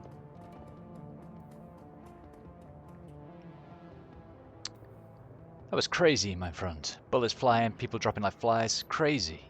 Old Zach here had to use his magic on a few of them. See that puddle over there? He lazily points to a yellow-green stain on the cobblestones and gives you a slow nod.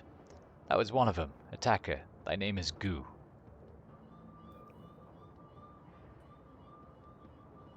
That doesn't look like a bloodstain. It looks more like somebody spilled his drink. He rolls his bugged-out eyes. Yeah, sure. That's what it looks like to you. If you had the sight, you'd know better. Anyway, what can old Zach get for you? Nothing, Zach. I'm not interested in your drug concoctions.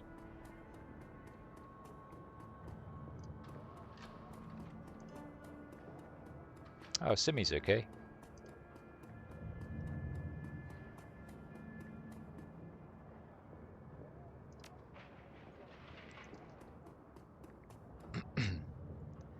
In the aftermath of the attack, you are surprised to see Simi Kim has survived, with only a few scrapes and bruises. You saved us.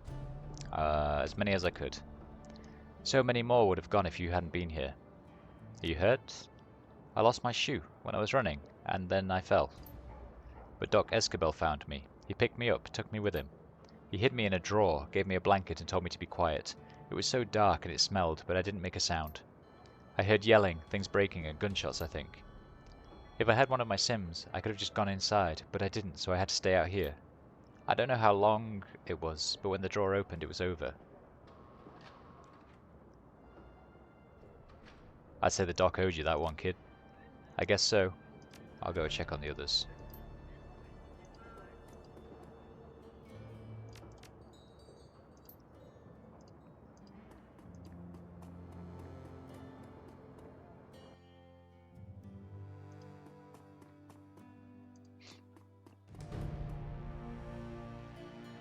Hey, I don't mean to be rude. She just doesn't want to talk to me. Fuck you, bitch.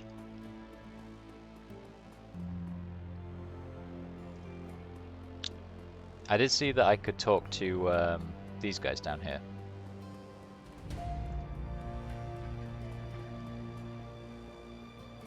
Wolf, what a relief to see you alive. Sam wraps you in an enormous hug. You should know that your generosity has saved dozens of lives. What happened? When the attackers came, we all took refuge in the Wolf Civic Center. Its strong walls and sturdy gate kept us all safe from harm. Had our people been out on the street, had they been in our old building, which came under fire during the attack, none of them would be alive. We owe you one, Wolf. Now more than ever. You may not look upon yourself as a hero, but to the people of the Cruise Bazaar, that's what you will always be. How's Alex doing? He's adjusting. How's Silk doing? She mentioned, talk about your organization, accepting donations. Let's talk about something else, okay? And Lane. Alexei Lane looks to have endured the attack on the cruise bazaar without injury. You find him surveying the damage with sad eyes. You alright? The troll shakes his heavy head, showing more wariness than wound. This should have never happened. Not here. It is one thing to strike an old man whose time is done, but to attack the cruise bazaar and endanger the lives of innocents, that is unforgivable. The cowards who ordered this attack are dead. They just don't know it yet. There was a time I thought as you do, that I had made a vow to never make war again. Yet, if you hadn't been here to do so, we would all be dead. For the cruise bazaar to remain safe, it needs people like you. Yeah! Right, what else have we got? We've got the doctor to talk to. And I think that's it.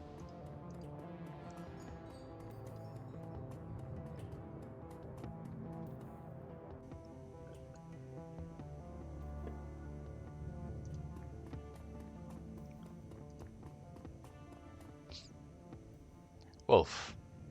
The doc gives you a once-over and nods. I see you made it through the attack unscathed. Did you have any run-ins with the attackers? No. Truth be told, I was in the surgery when the attackers hit, and they never disturbed my office. I spent the entire sorry event elbows deep in the abdomen of an elderly dwarf. His nephretic screen needed a tune-up. That's funny. Simi Kim tells a different story. The sound of Simi's name wipes the smile from his face. He stares at you, the colour draining from his cheeks. Ah, yes, Kim. I didn't know that you two were acquainted.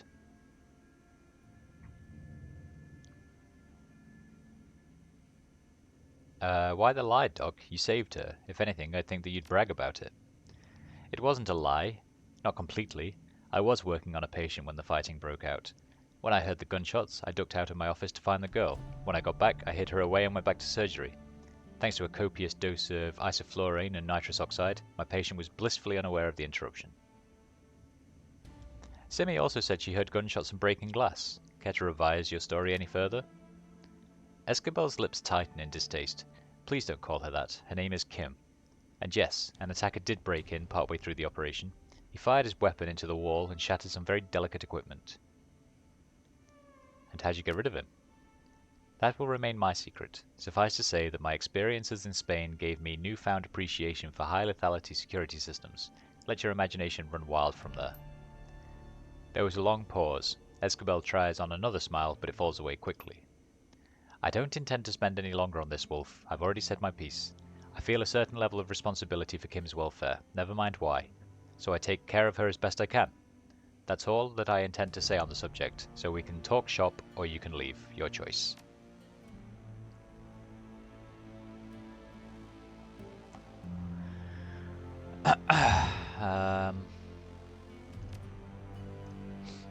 What cyberware do you have?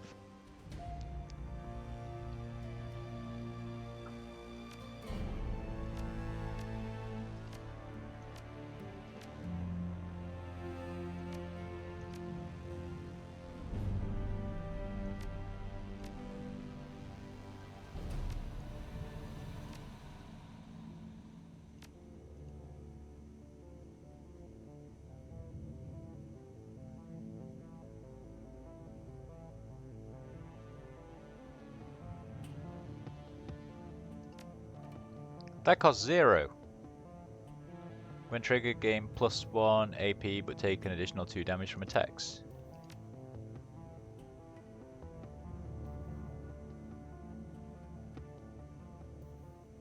And that costs 0. -1 intelligence, +1 willpower. Yeah, I don't know if I need that.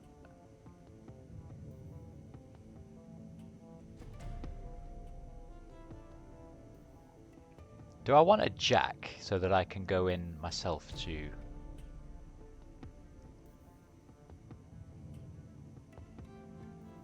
That's 0.3.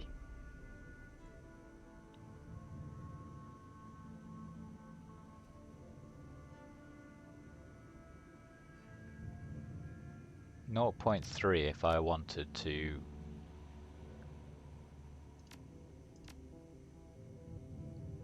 And is there any point in having 2 of them?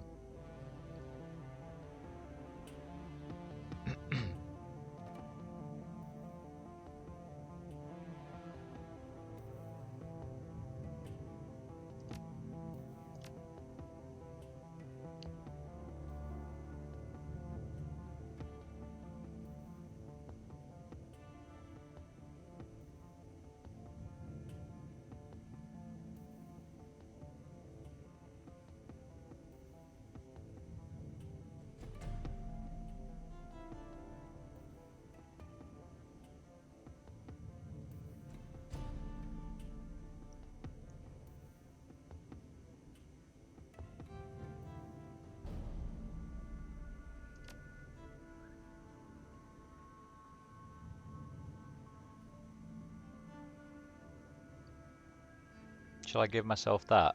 And minus a teensy bit of essence. I don't know what it does. Cyberware causes essence loss. This affects magic rating of your character, as magic is equal to essence rounded down.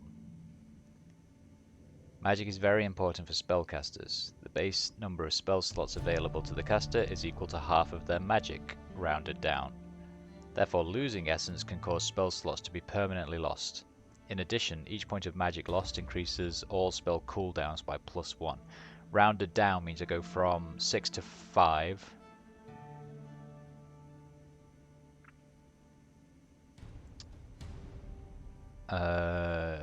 Number of spell slots is equal to half of their magic rounded down, which means I go from 3 to 2, which means I definitely don't want you.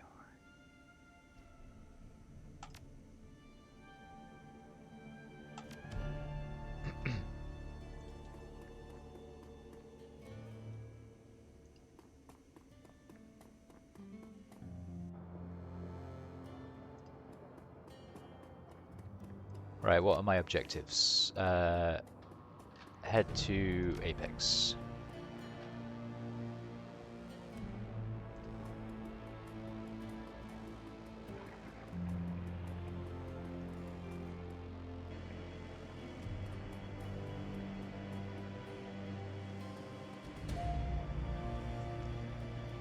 Assemble the team and travel to the coordinates that Alice provided to find a backdoor access point to shut down Apex. I would like to take... Do I want to take a Decker? I've been told to stay out of the Matrix. I'm going to take my normal team. As much as I'd love to take Dante, I'll just be so sad if he dies.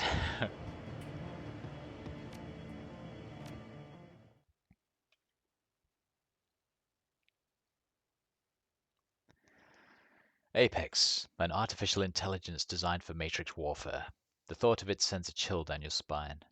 For years, the shadows have been ripe with rumors of true AI.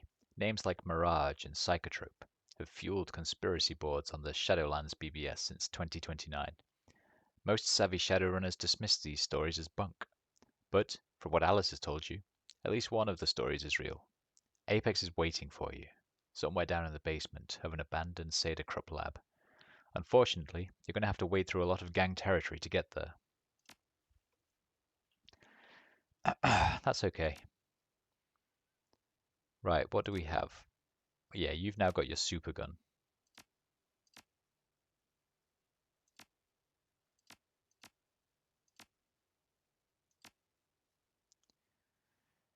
Dietrich, I could technically give you... You've got Nerve Bolt 3. I don't think I have any other Nerve Bolts, do I?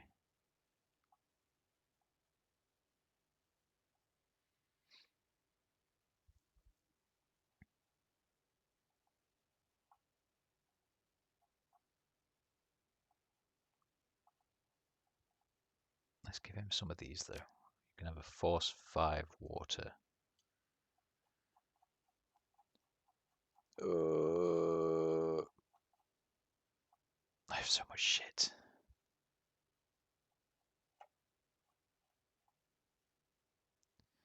Force 5 water, Force 5 fire.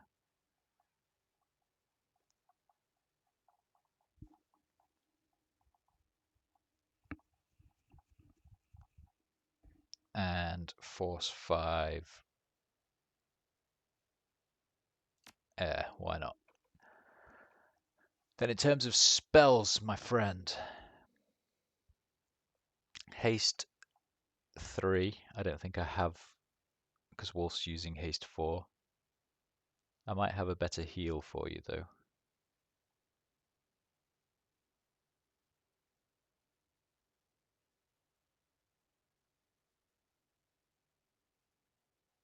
Heal Wound. Where's Heal Wound 2? I definitely have Heal Wound 2.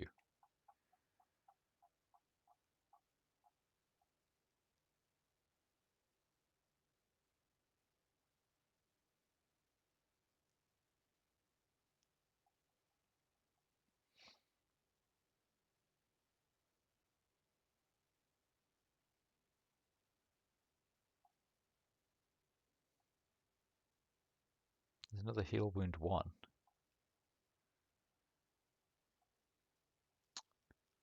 Huh. Confusing. Right, what else should we give him? Because he's I can get Distraction. That's Mind Wipe. Target ignores all enemies. That might be quite handy. Let's give him Mind Wipe.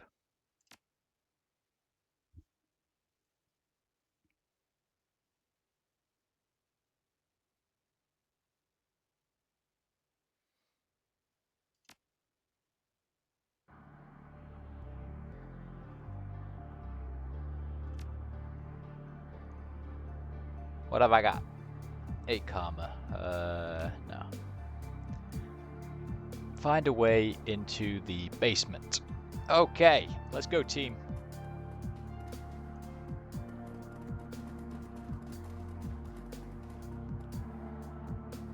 Who's this? Ulrich. A huge orc in ragged combat fatigue steps forward to meet you. He walks with the swollen bravado of a man who's used to getting what he wants. One of his meaty arms jerks up, hand held upright in a universal sign for stop. The other clutches a bulky assault rifle. The orc inspects you. His body language is decidedly unfriendly. You don't look like a Magnifica. You're not one of us, and I'm guessing you aren't here for the hub either. So tell me, who are you, and what's your interest in this building?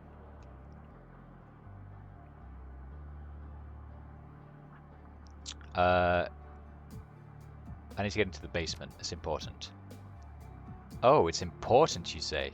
He makes a sweeping gesture in the direction of the building behind him. The other assorted toughs behind him smile. Well, by all means, go on in.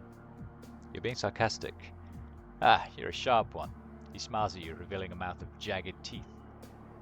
This building's under our beta protection. We can't just let you waltz in and shoot the place up. I'm not planning on shooting anything, not unless I have to. Yeah, well, I can't exactly take that at face value. Look, it'll be better for everyone if you just turn back. We don't want to fight you, but we can't risk letting an unknown player into this. He pauses for a moment to search for the right word. Situation right now. Maybe I could help you with your situation. Well, that puts a different spin on things. He pauses for a moment to consider. You look like you can handle yourself. We could probably use you, if you'd be willing to help. There'd even be some money in it for you, but if not, well, that's a different conversation. And what, exactly, do you want us to do? Iga's tone is neutral, her posture relaxed, but one of her hands casually comes to rest on the butt of her shotgun. Ulrich doesn't seem to notice. We're having some trouble with the local mage gang, the Magnificas. The orc turns his head and spits. They attacked us without warning, took up in our building, and kicked us onto the street. Me and my boys, we're the rightful protectors of this block. But the assholes that screwed us, they've got the building buttoned up pretty tight. We can't get in there to make things right, but maybe you can. If you could enter the building and do some damage to those Drek-eating Magnificas, the Arbiters will be willing to pay you. 200 nuyen per kill. You bring me back their amulets and you get paid. How does that sound? Your call, fearless leader. You know the timetable we're working on.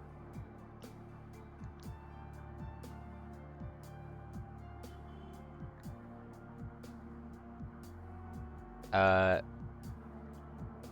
200 nuyen per head ain't bad, but from where I'm standing it looks like you need my help, and that tells me you can do better. Fine, 250 per head, but that's my final offer.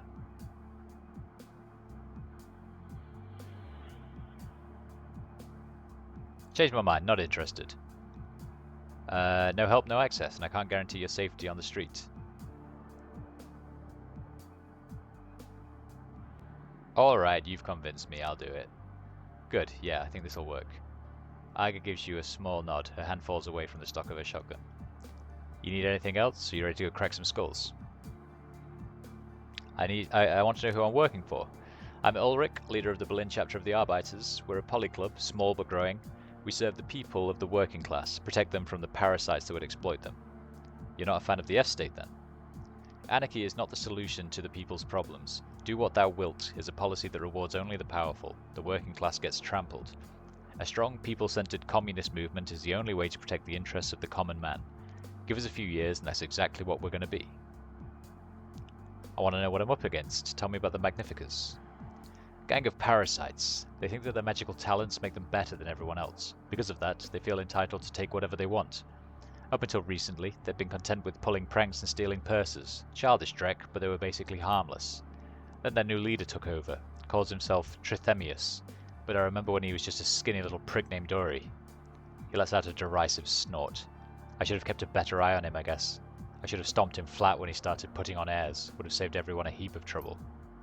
Trithemius took over the Magnificus, militarized them, and convinced them that they could take us, and thanks to the element of surprise, they actually managed to do it. The orc folds his arms across his burly chest. Any day now, we're going to show him exactly how bad an idea that was. I think I'll start by breaking Uri's neck. You look pretty dug out in here. How long do you intend to man the trenches? We'll be out here as long as it takes. We're taking our building back one way or another.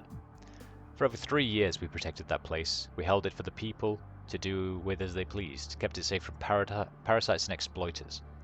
Everything was cool until those Drexau Magnificus sucker punched us. No negotiation, no warning, they just turned on us out of the blue, brought a couple of dozen spirits down on our heads. I didn't even know that we were under attack until the water in my bathtub snaked up and tried to drown me. Most of us got out alive, but we've been stuck out here ever since. Just give us some time though. We'll take the building back. We'll starve them out if we have to. And when we do, those scrawny bastards are going to pay. Anything else I should know? You'll probably see some burnouts floating around the ground floor. They're all there for the hub. It's like some kind of church or something. A guy called Parson runs it. Between you and me, they're all batshit crazy. Not dangerous, just nuts. Why'd you keep them around then? Because a lot of them are rich. They paid a dreckload in rent, and we redistributed that wealth to the common man.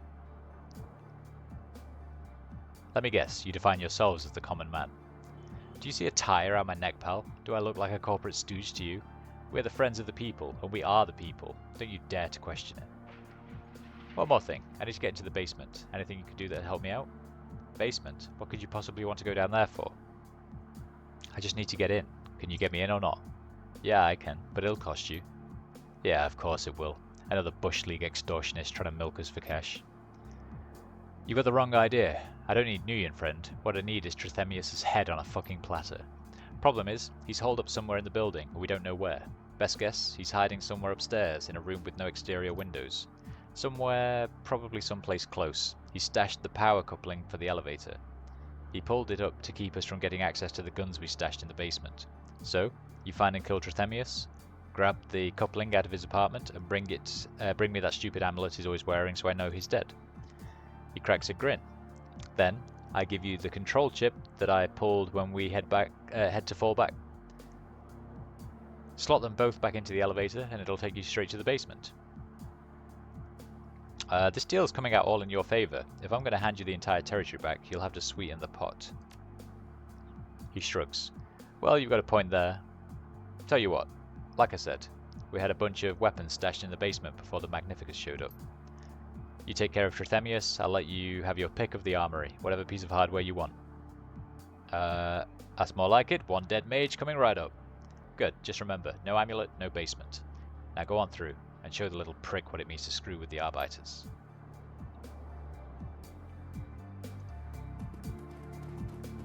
Okay.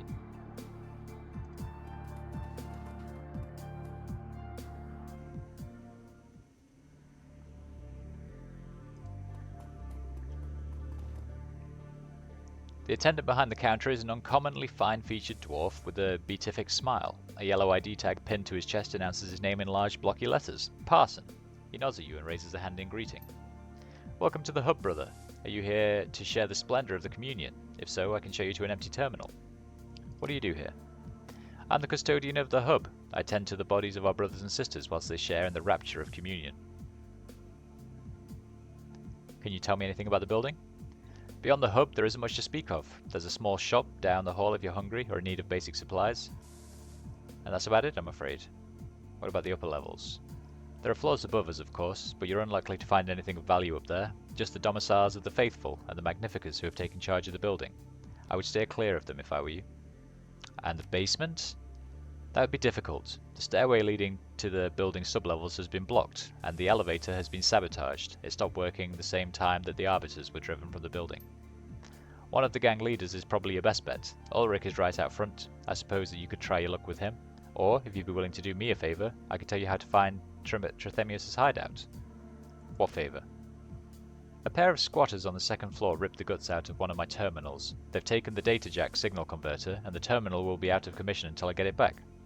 A single damaged terminal may not sound like much, but trust me, the entire experience of communion has been diminished by this act of vandalism. I believe that I know the squatters responsible. Their leader's name is Janet. She's a decker of some skill. I don't know what she has planned for my parts, but I do know that the situation will not stand. I cannot allow another terminal to be damaged. And so you want us to deal with them for you? Yes, but not with violence. I'll wait to talk with them and convince them to bring me back my components. Do this and I'll tell you how to get to Trithemius. Deal?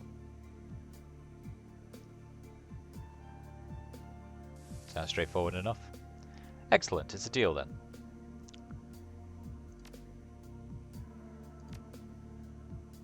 Tell me about the local gang activity.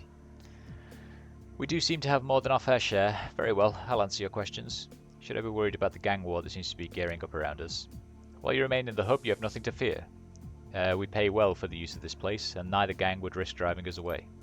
And the rest of the building? If you choose to go exploring, I can't guarantee your safety. What can you tell me about the Arbiters? A pack of snarling animals dressed up as a polyclub. I'd steer clear of them if I were you.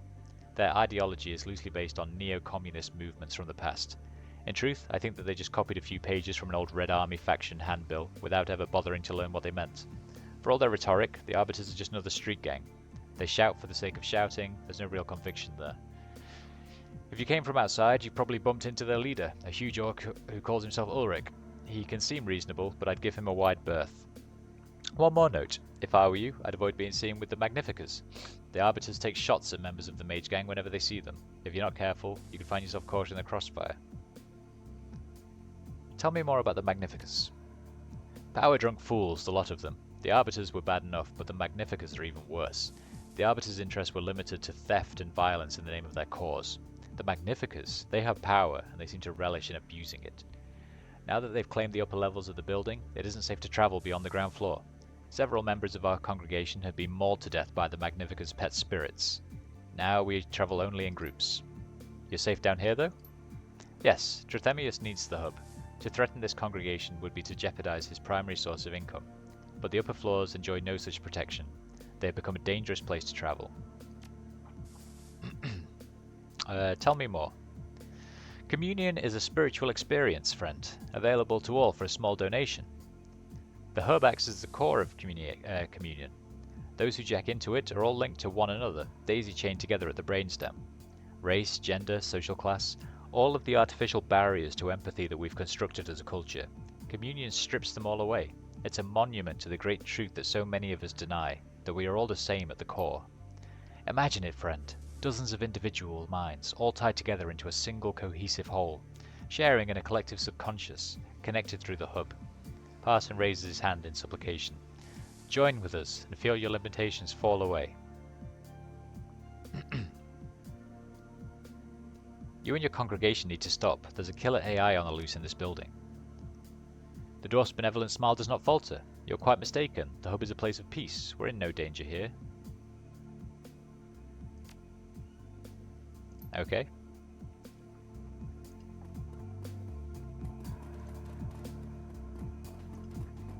I mean, that... It looks like a fucking drug den.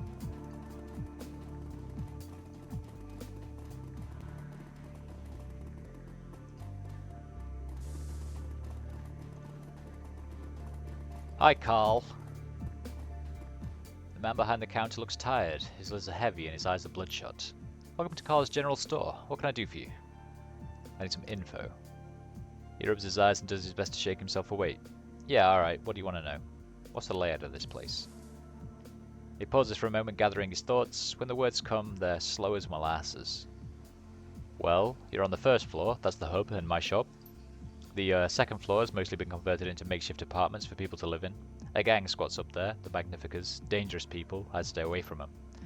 The third floor is mostly housing too. Lots of Parsons Communion crazies live up there. The Magnificas have a squat up there too. He leans in and lowers his voice. I'm pretty sure their main crib is up there too. Don't know exactly where. What do you know about the Magnificas? They don't care much about much aside from their own magic. Whole world's one big magical pissing contest to them. Always trying to summon bigger and better spirits. Dangerous stuff, man. Must be tough having to live down here with all that going on over your head. It ain't easy. They charge less in protection than the Arbiters did, but they don't care about keeping anything even approaching order. They just hide out in their clubhouse, get high, and summon spirits that terrorize and kill people up on the third floor. Poor bastards. And the Arbiters? Bunch of tough guys. They took a big cut of my sales and protection money, all in the name of the working class. Funny, last time I checked, I was one of the working class. In fact, I'm the only one who's working in this whole damn building. He spreads his arms, a helpless look on his face. But at least they kept some form of law. Mugging and assaults were rare, and they didn't let murderous spirits run loose on the upper floors. So, you know, you take the good with the bad. What are you selling? Bunch of shit. Thanks, Carl.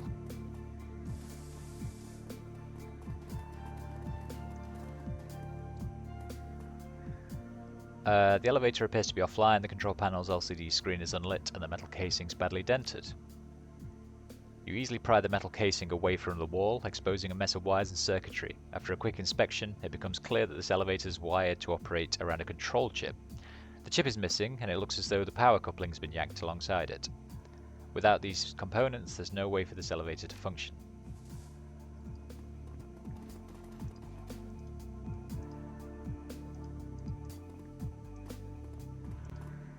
Looks like both walls gave way and they took the roof with them. The entire hallway is blocked with debris.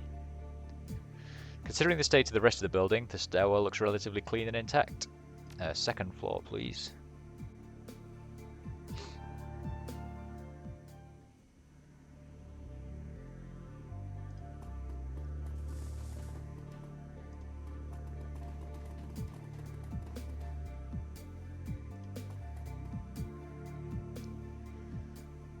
Bypass the lock.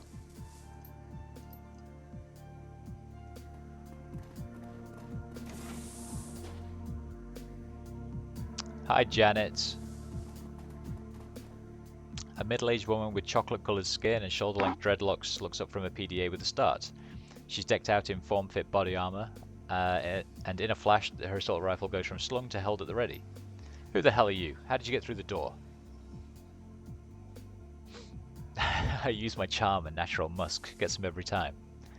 She gestures with a rifle. Cut the shit and start talking. What do you want? Why are you here? Parsons sent me. He wants his hardware back. She shakes her head violently. No way. Those parts are keeping us online. And not just us, but everyone worth a Nuyen in this hole. Parson can keep running his ridiculous little cult just fine with what he's got. But us, we're the only Matrix connection these people have. Look, those parts can't be irreplaceable. Let me take a look at your terminal. Maybe we can figure something out? Alright, the terminal's in the back room. Go take a look, but if you try and rip us off, you're going to regret it.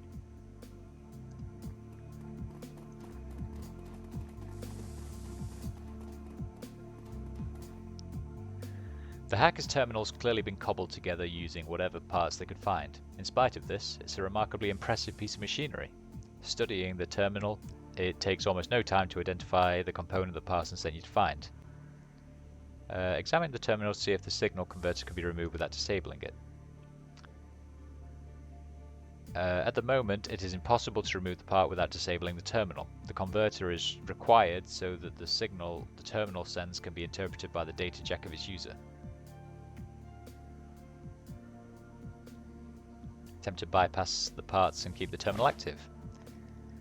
It takes a bit of doing, but with your expert level of knowledge, you reprogram the terminal signal transmitter so that it sends out a pre-converted signal. The converter is no longer required, so you remove it.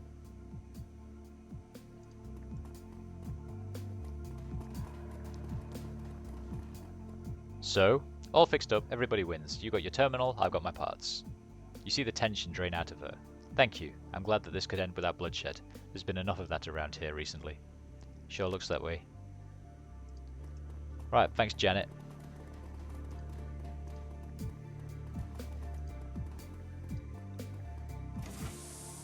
Oh, good. Target practice.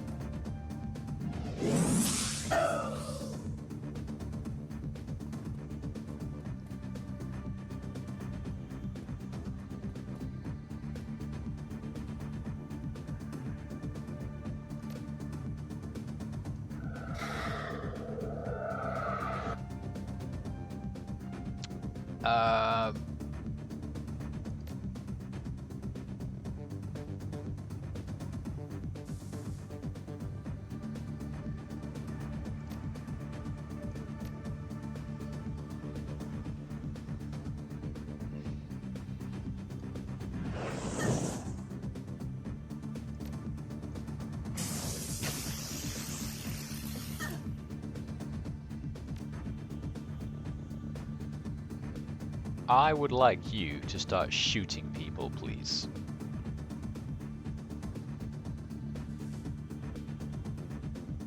Especially that conjurer.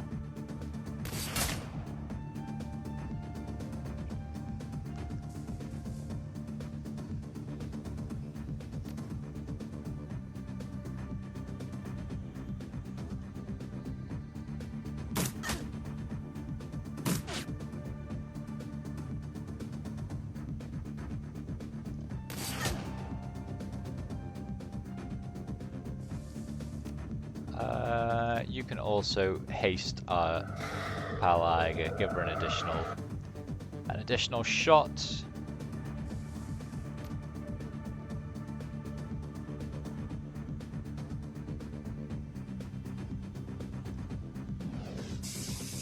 You miss a 70. Come on, Dietrich. Daddy's displeased with your Dietrich.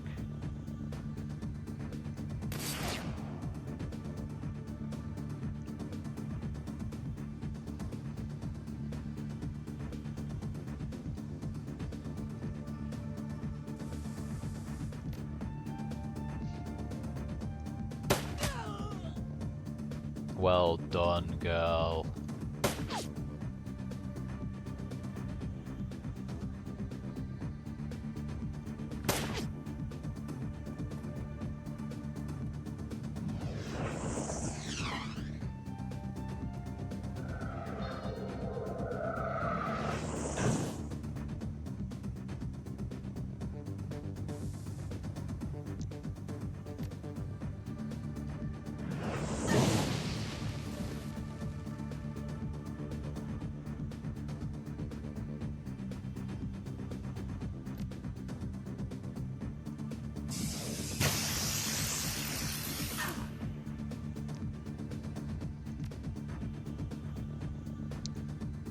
All right.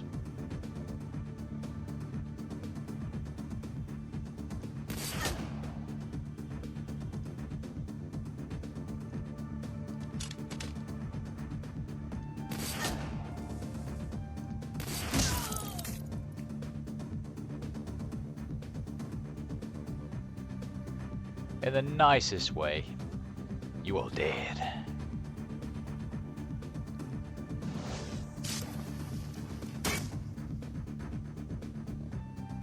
Okay, he's at least unbalanced now. That's like mind wipe. One of them, I guess.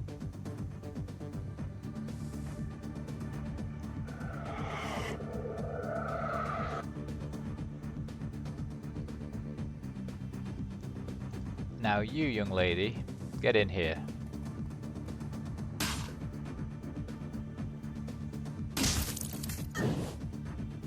Nice.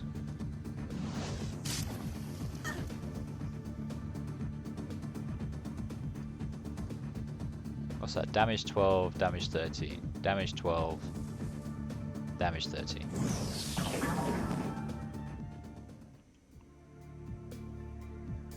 Very good, very good.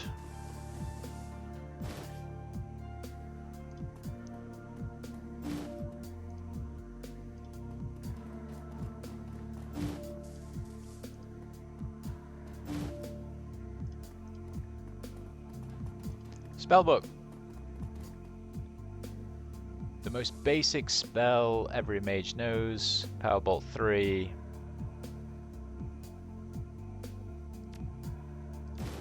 I already have it, pal. Spellbook. Blue.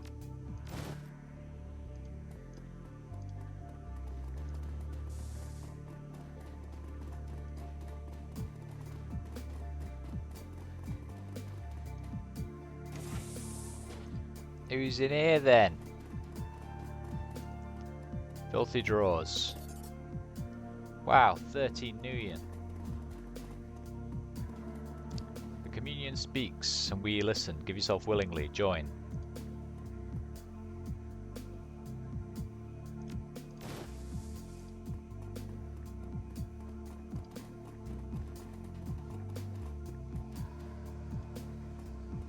The communion must flourish, the communion must grow.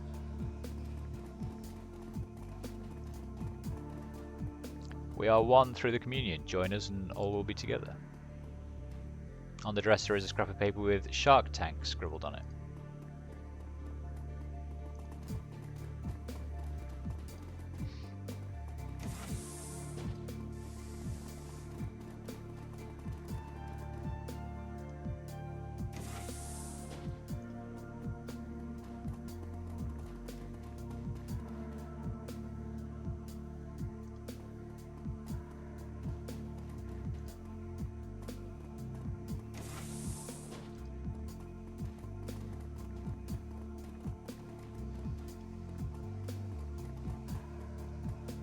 Hello. A group of metahumans huddles together, their eyes wide with terror. Many of them have scrapes and bruises, and a few of them have serious injuries. Their clothes are tattered and stained. At your approach, a disheveled-looking middle-aged man steps forward, placing himself between you and the main group. His grey hair is badly matted, and a pair of battered reading glasses hangs from the bridge of his nose. Who are you, may I ask? What are you doing here? Wolf, and you are? My name is Franz. These are my friends and my wife. We live together. Well, we used to live together up on the 3rd floor. You used to live upstairs? Yes, until about a week ago. Then the Magnifica's pets moved in and we had to run for our lives. Spirits, you mean? He nods. They're always summoning the damn things. But last week they lost control of a handful. Before we knew what was happening, they were running wild in our living room. We tried to protect ourselves, but we were no match for them. He shakes his head. We had no choice but to leave everything behind. We've been scraping by down here ever since. Franz takes a moment to collect himself. When he speaks again, he sounds more composed. At least Janet is letting us use her Matrix uplink. We can still afford to feed ourselves thanks to her.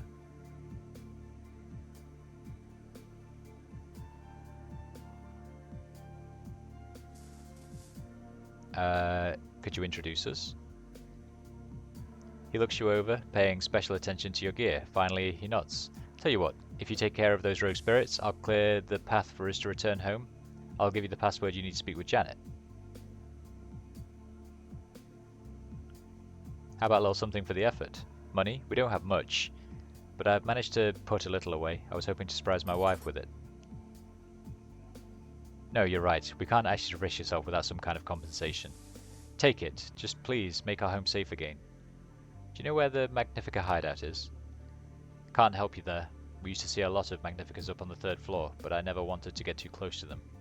You want to know where the hideout is? I'd ask Parson, or maybe step outside to ask Ulrich. Not that you're likely to get far with either of those nutcases.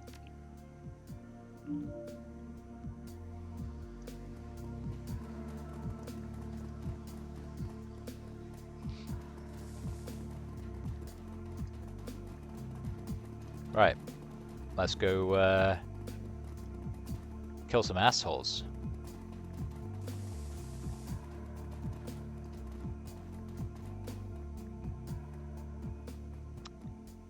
go to the 3rd floor.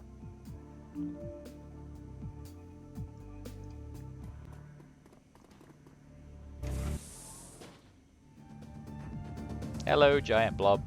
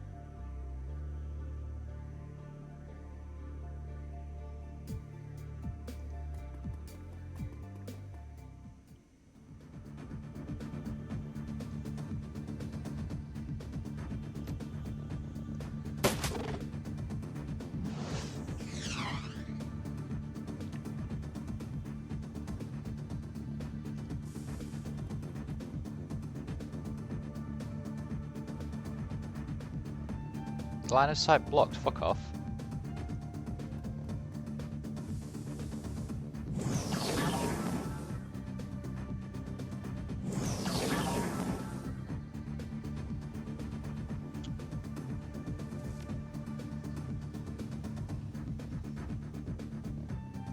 Can you see it from here? You can.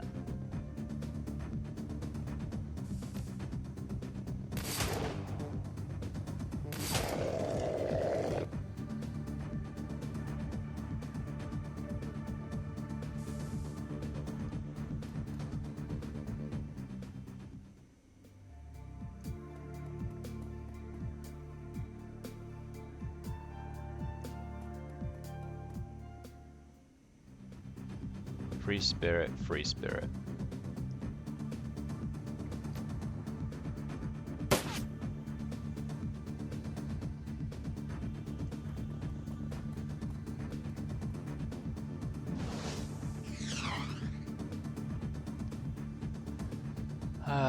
Okay.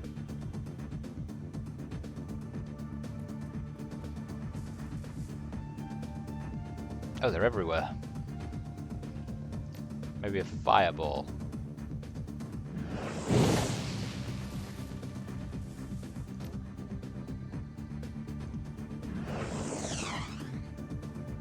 Boo! Stop missing. No one likes a misser.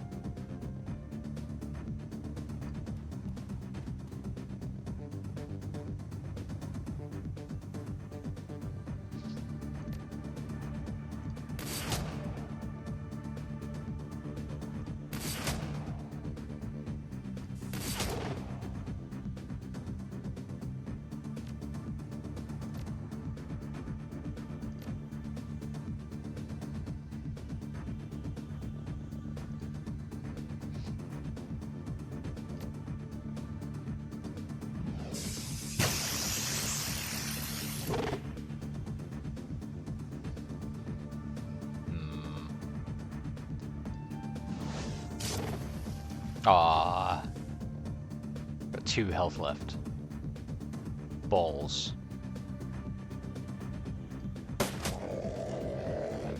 Well done. Might as well take some pot shots at him, hadn't we?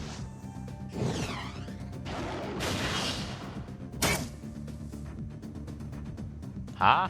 What was that?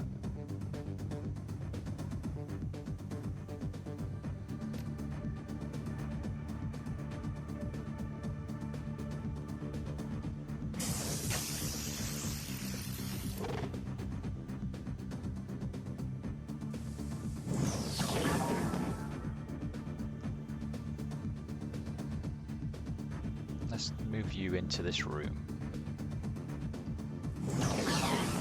Missed? Fuck you.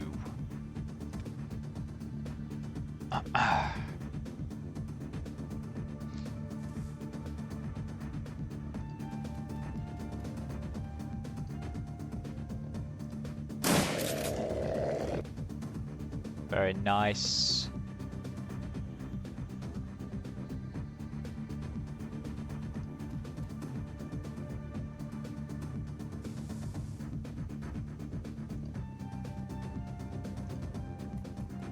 Charge!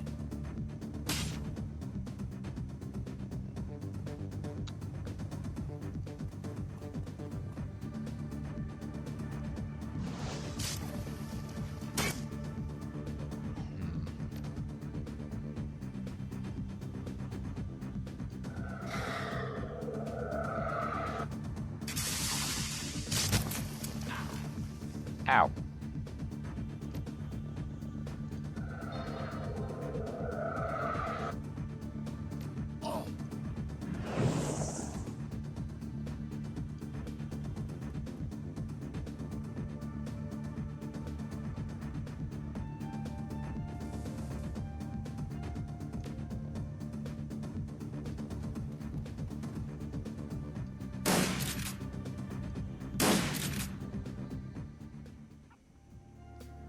Marvelous, marvelous, marvelous, marvelous.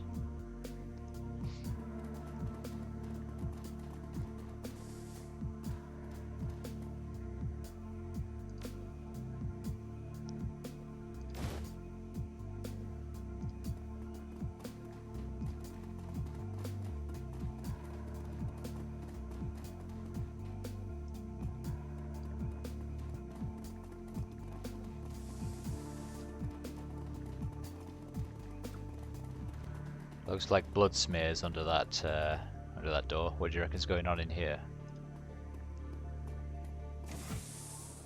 We got company. Blast arm. Hello.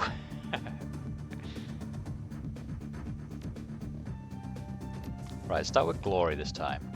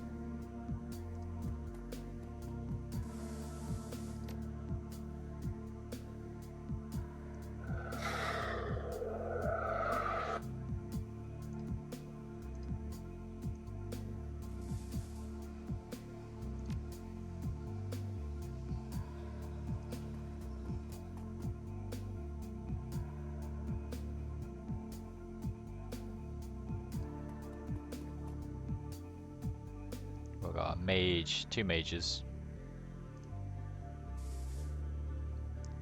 Might as well take a little shot. You haste yourself. Get over here.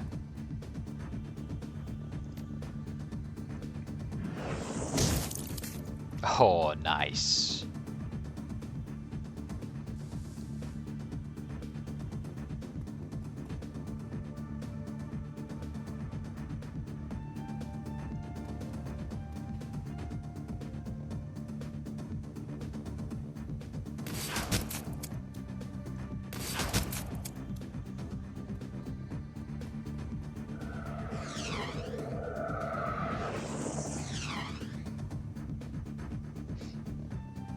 Okay, that's good.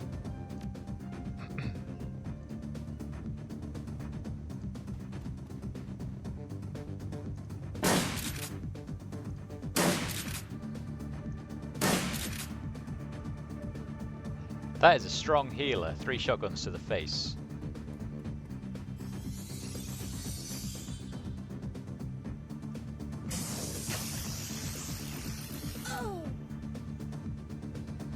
He's now asleep, that's good. You're now dead, that's good.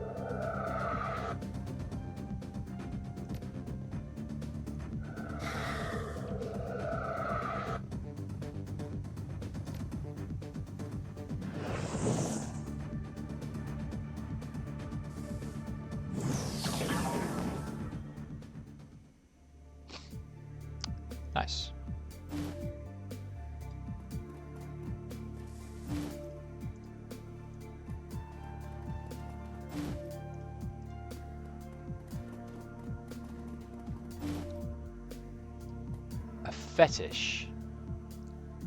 Force 5 nature elements.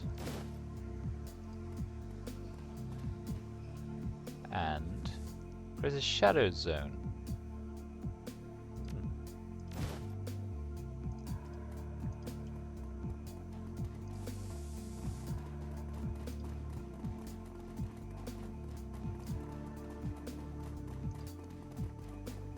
That's locked. We'll go in there afterwards.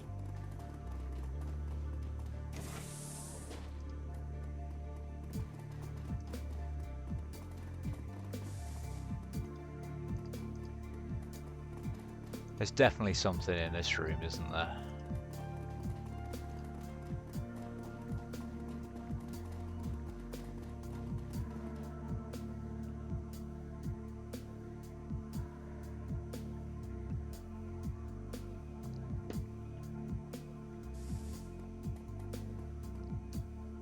A high-pitched, creaky voice shrieks out from the intercom. Go away! I won't let any spirits in here. You can't hurt me behind my door. No, you can't.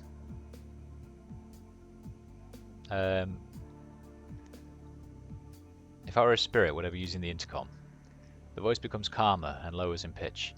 Huh, I guess I never heard of a spirit using an intercom before. That's a really good point. Are you here to save me?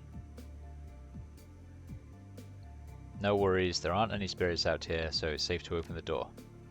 There's a long pause. Alright, I'm going to let you in, but be cool, okay? I mean that, no funny stuff.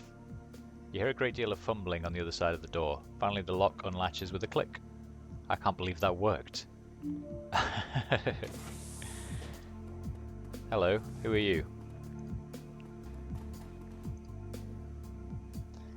The man waiting on the other side of the door is wild-eyed and bedraggled. He looks as though he hasn't eaten in weeks. There's almost no flesh on his bones, his beard is long and tangled, and his jacket is smeared with grease. He nearly jumps out of his own skin at the sight of you. Who are you? Are you part of the communion? Have you come to take me back? Please no, I don't want to go back. He spits and claws at the air in front of him as though fighting off an invisible attacker. All the while, his eyes are locked on you. No, it isn't safe. The spirits, it's not safe. You're one of those cultists from the hub, aren't you? I'm nothing. Only the communion remains. Only the communion matters. His eyes roll in his skull, and a thin stream of drool runs down from the corner of his skull. The hub. Yes, it is the source, the font, the home. It calls. It calls, and I must answer. He clasps his hands in front of him, pleading. I must return, I must rejoin, but it's not safe. Tell me more about the communion. The communion is all of us. It is the togetherness, the joining. Something is taken, it must be taken, and in return, so much is given. His voice rises in orgiastic glee. It's all yours for the receiving, for so little taken. We join together in the communion. It makes us strong, it feeds us, nourishes us. We belong to it, and it belongs to us. The cultist shakes his head violently from side to side. Nothing must separate us. How does Parson figure into all this? Brother Parson brings us communion. He speaks for it, and it speaks through him. He guides it, and through him it guides us. You must speak to Brother Parson. He will make you understand. He will make you listen. Through him the communion will spread and grow strong. You speak about the communion as if it were alive. The communion speaks, and we must listen. All who listen will hear the communion and be forever changed. Smell does not matter. Without the communion, nothing matters. I must rejoin. I must. Help me rejoin. Help me to hear it again. I don't know about this communion thing. It doesn't seem to be doing good things to your state of mind. Lies, deceit. You seek to deprive us, to remove us, but you cannot. You will not separate us from communion. It has warned. The communion told us that the deaf would try to take us. We must resist. He pulls something long and slender out of his jacket pocket. A knitting needle. You will not listen, so I will put out your ears. Now hold still.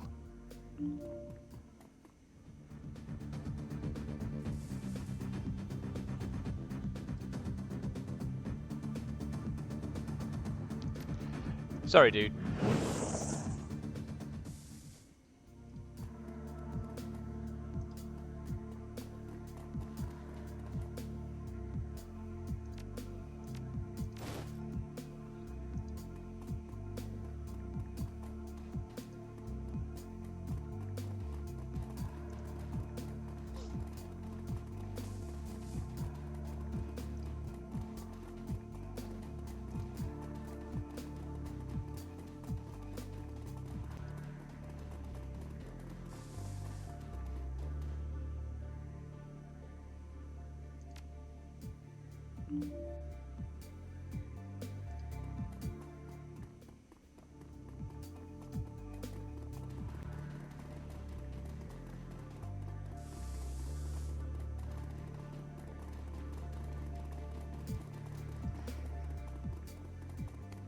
About those spirits.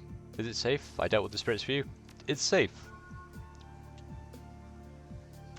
Thank you so much. Tell the displaced it's safe to go home. Yeah.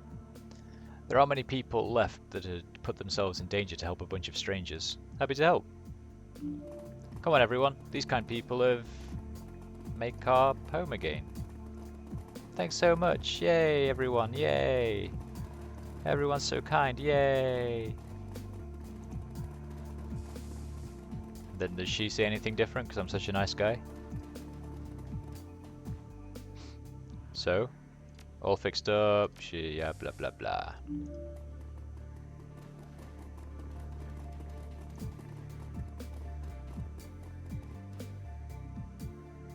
Go to the ground floor.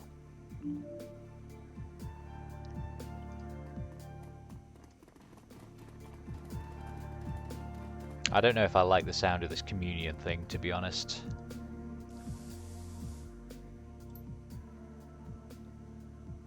I've recovered the parts for your terminal. Ah, excellent, my brother. Let me see them, if you please.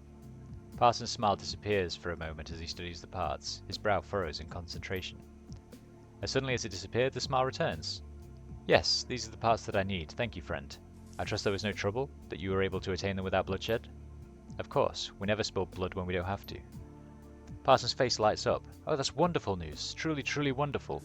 And now, I have my end of the deal to uphold. If you're still hell-bent on meeting with Trithemius, take the stairs up to the 3rd floor. You'll find an abandoned apartment at the end of the hall. Look for the stylized M painted on the wall. It looks like 2 crude lightning bolts facing one another. That's Prometheus's personal sigil. There's an old bookcase in the very back of the apartment. Under the 2nd shelf from the bottom, you'll find a button that opens the door to Trithemius's hideout. How do you know all this? Because that abandoned apartment was once mine. In the days before I discovered the piece of communion, I was a very different man. I had need of such contrivances. His smile widens, but not anymore. Finally, I'm at peace. Amazing.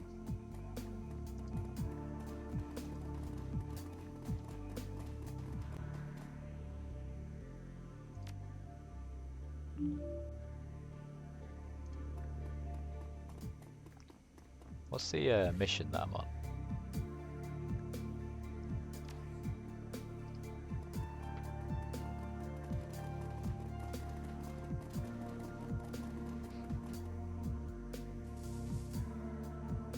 Bo bo bo bo bo bo bo bo bo.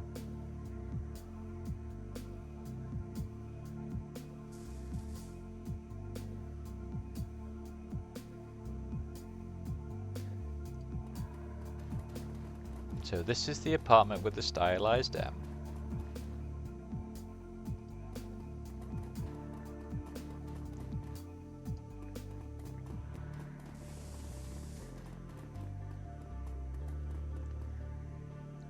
Right, before we do this, I am going to have a quick bio break and get another coffee. Be back in just 1 second.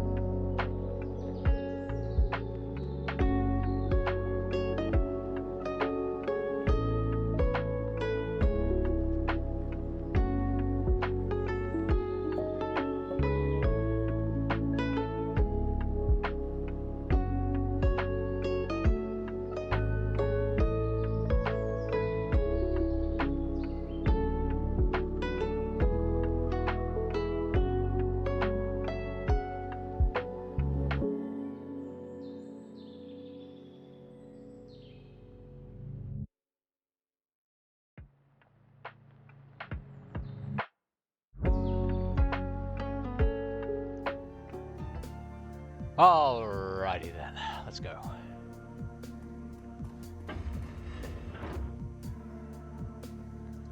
Hello, Trithagoras.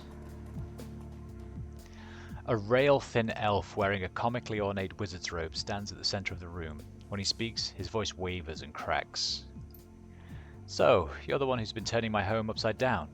I assume that you come in search of my head at Ulrich's behest. I would warn you, stranger, he cannot be trusted.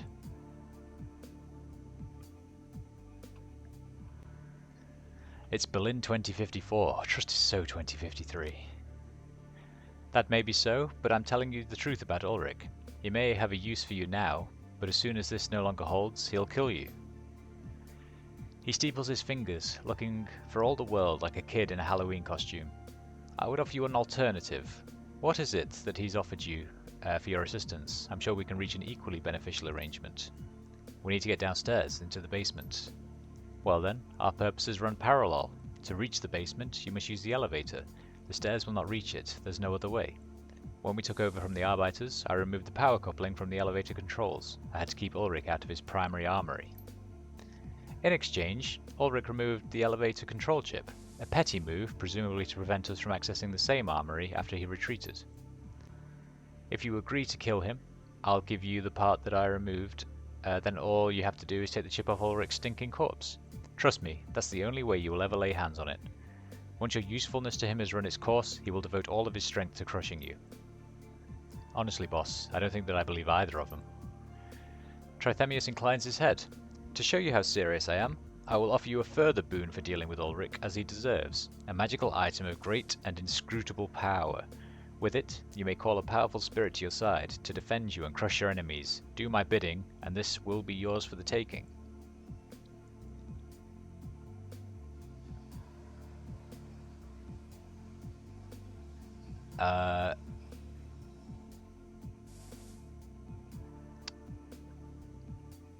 Hey Diggs, good to see you, buddy.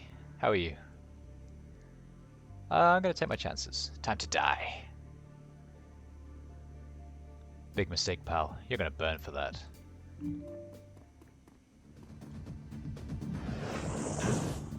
Ow.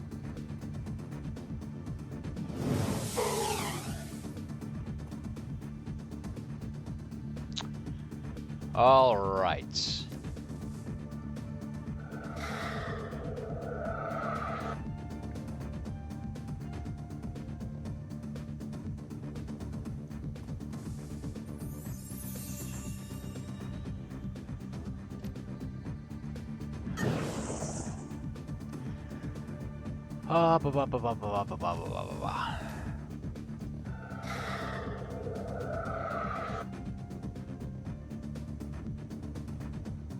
Right.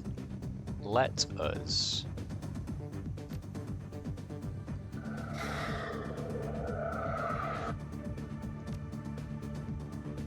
We've got Mage, Trithemius, Conjurer. Healer needs to go down, really.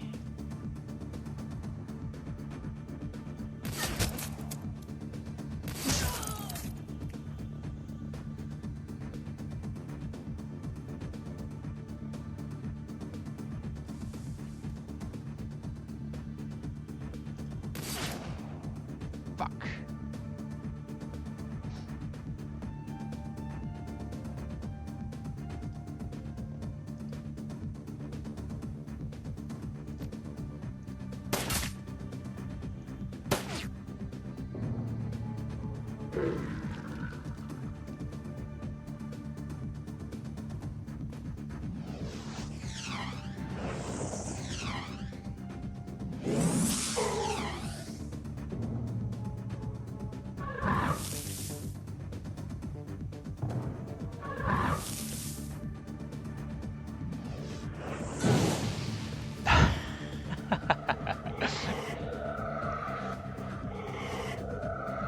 You lost control of your pet, you fool.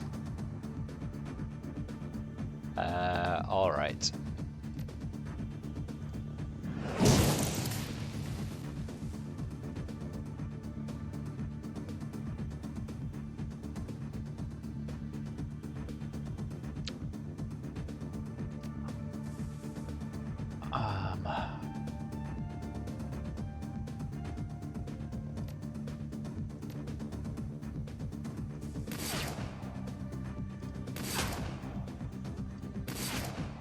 Fuck's sake, Iger.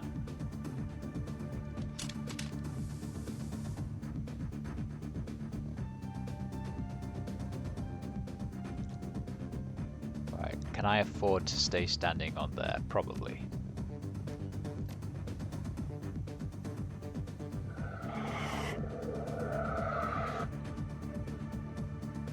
Right, if you just forget what you're doing for a little bit.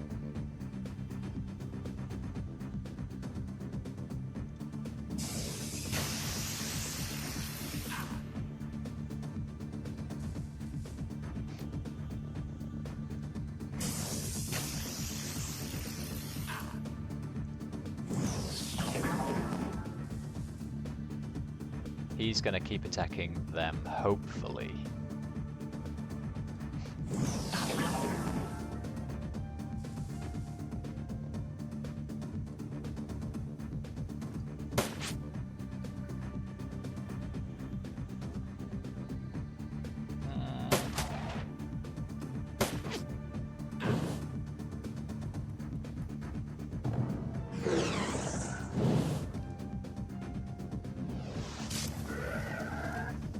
Has he lost control of him as well?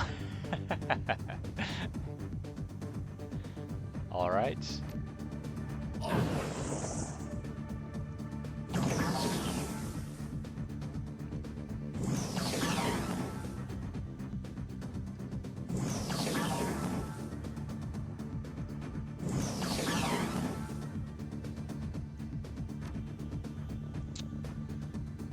Bum bum bum bum bum.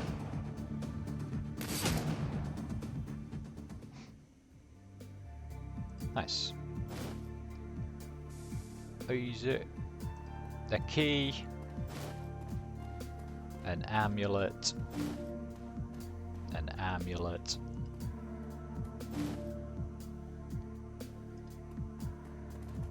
Good. Well done, team.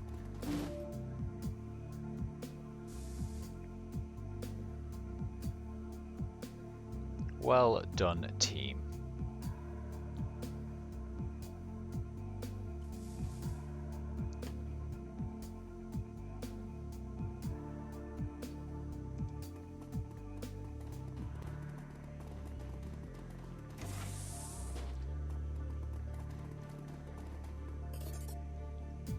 Some money. Acid stream 2.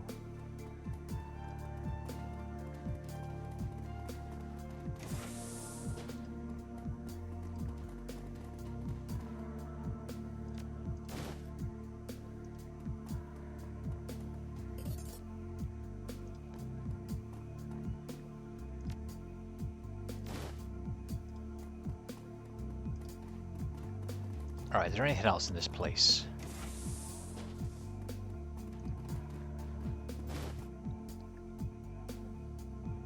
Oh, that's the power coupling. Perfect.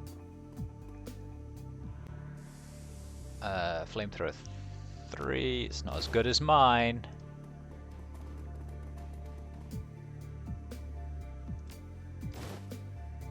Good. Ransacked.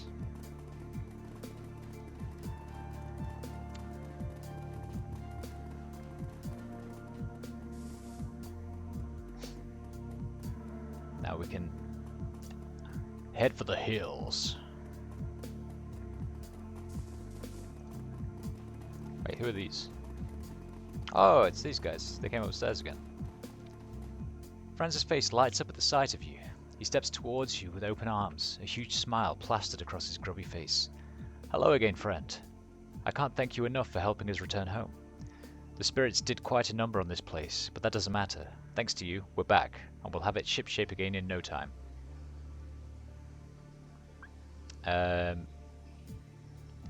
I just did what any decent person would do, because I'm a good guy. Well, thank you again, and now if you'll forgive me, I must get back to helping the cleanup. All the best to you and yours, and please feel free to drop by anytime. Uh-huh.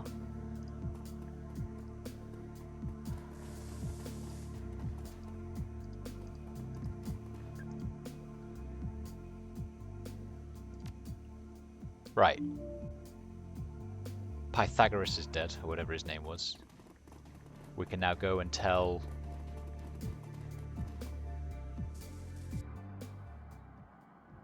this guy. You need something?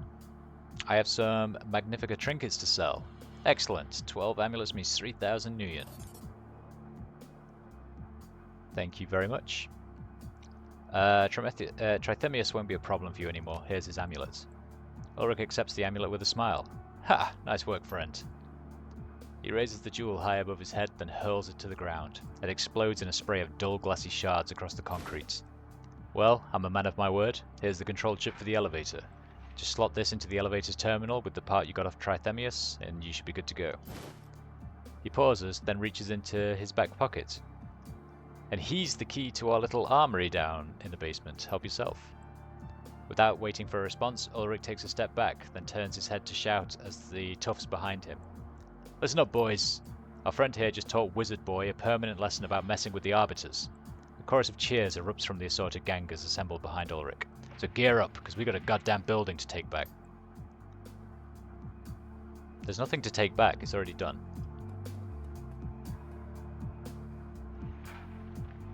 A bunny rabbit outfit.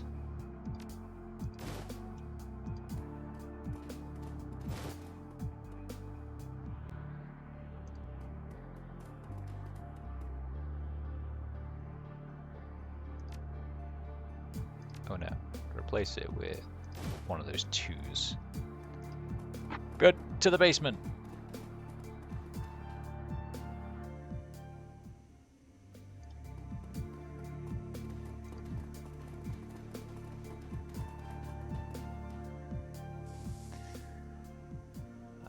Repair the elevator. You easily pry the metal casing, blah blah blah blah blah. When you slot the control chip and the power coupling into place, the system immediately hums to life. The control panel's LCD screen flickers, cycling through a variety of symbols before finally displaying the word online in warm green letters. Hooray!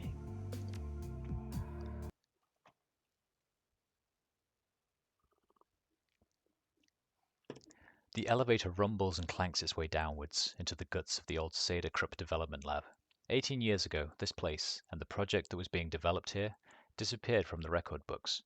Thanks to Alice, you are one of the few people alive today who understand why. Alice was clear about one thing. You're here because Apex wants you to be. If the AI hadn't wanted her to trace it here, she'd have wound up as dead as Monica. For better or worse, you're here at Apex's invitation. The elevator grinds to a halt, the doors slide open, and your nostrils are assaulted by 18 years worth of stale air. Apex and the kill switch that will deactivate it await.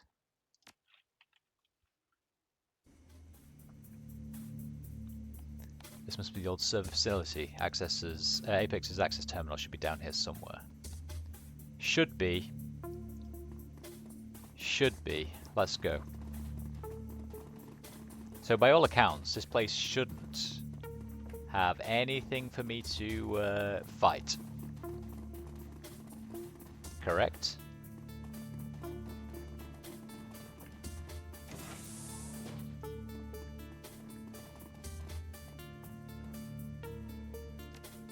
Some grenades. A launcher. 14 long, 1. Yeah, send it to my stash actually.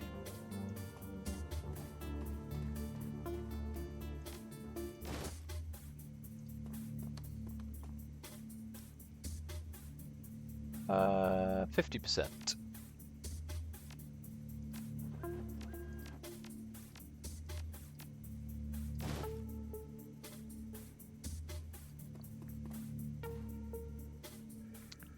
The safe is locked.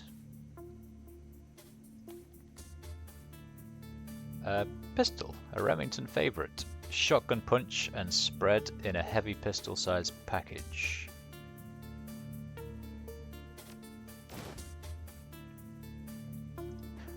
Wonderful.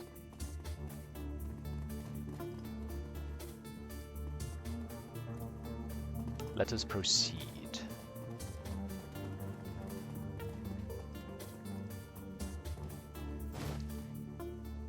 Amidst a collection of detritus and many years of neglect, you find an old-fashioned clipboard with a keycard attached. As you unclip the keycard, you notice the heading on the top page of the clipboard, Project Apex Shutdown Procedures. Iger raises an eyebrow. Well, that's convenient. You flip through several pages of escalating containment procedures, as well as guidelines on when each procedure should be used. Finally, you find what you were looking for, Emergency AI Shutdown and Purge. This procedure is to be used only in the event of a complete loss of system control, and should be considered only as a last resort. In the event of a loss of system software control, the Apex Artificial Intelligence project has been designed with an inbuilt hardware shutdown and purge protocol. The emergency system shutdown is controlled from two separate terminals, just off the AI interface terminal. Both switches must be engaged to begin the purge process. Once the purge is underway, it will take several minutes to complete. After the purge is completed, a final deletion command must be input into the AI interface terminal in order to complete the deletion process. This will act as a final preventative measure against the unintentional deletion of the project. Warning! Once the purge process is completed and the final deletion command has been entered, the AI will irrevocably be deleted from all active and backup system memory. Restoration of project files will not be possible. Furthermore, it is not possible to begin to purge the purge process without the AI becoming aware of the modifications to its codebase. Apex has been programmed to take no action to intervene. However, should its control sequence become damaged, in all likelihood it will attempt to resist. Should this occur, it is imperative that the AI interface terminal be protected until deletion process has been completed. If the interface terminal is destroyed before the final deletion command is entered, the purge will not complete and the AI will quickly restore itself. You got all that, boss? Not really. Break it down. Seems simple enough. To kill the AI, we have to flip two switches, wait a few minutes, then push a button. During that time, we'll also need to protect the terminal that the button is set into. I'm actually shocked that it's so simple. Flip two switches, wait, punch a button. Got it.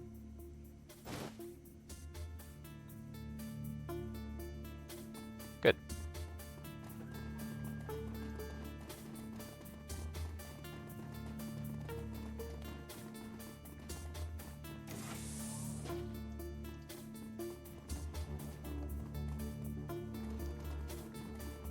Oh, I see a turret over there.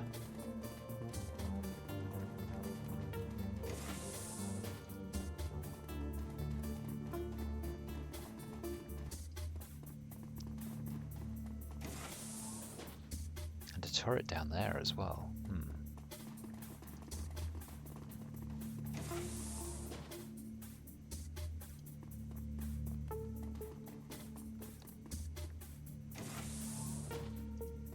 Like, are they friendly turrets or are they bad guy turrets?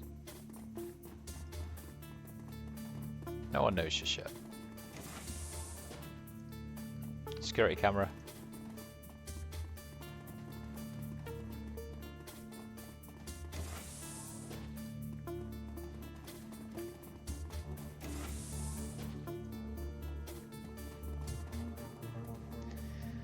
As you step into the room, the lights begin to flicker and dim.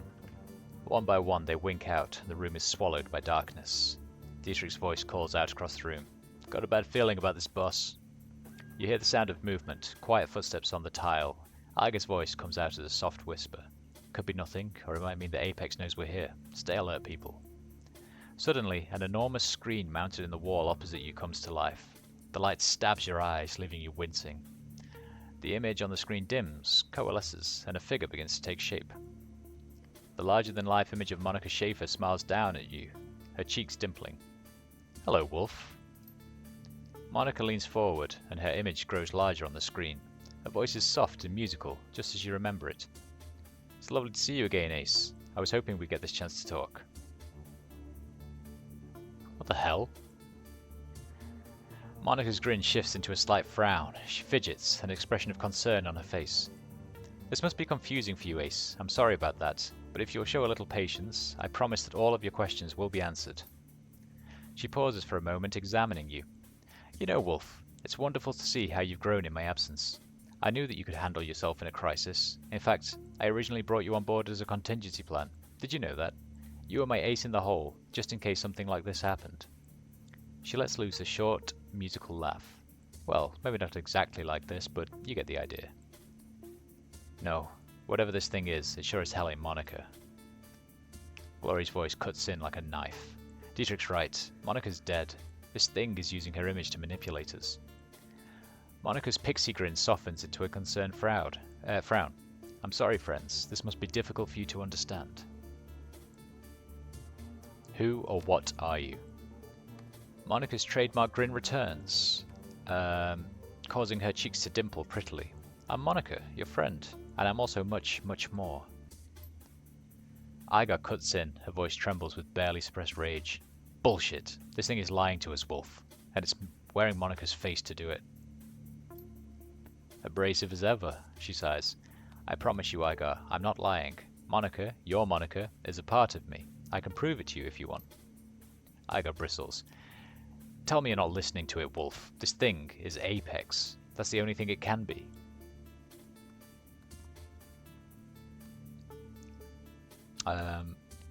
Yeah, Igar's right. This charade's gone on long enough. The Monica image shakes its head. I can see that you're both out of your depth. Yes, I am Apex, but I'm also Monica. Everything that's left of her lives on in me. Now, before you can jump all over me and call me a monster, I'm going to cut to the chase. I have a proposal to offer you, a mutually beneficial arrangement. Go along with me on this and we all win.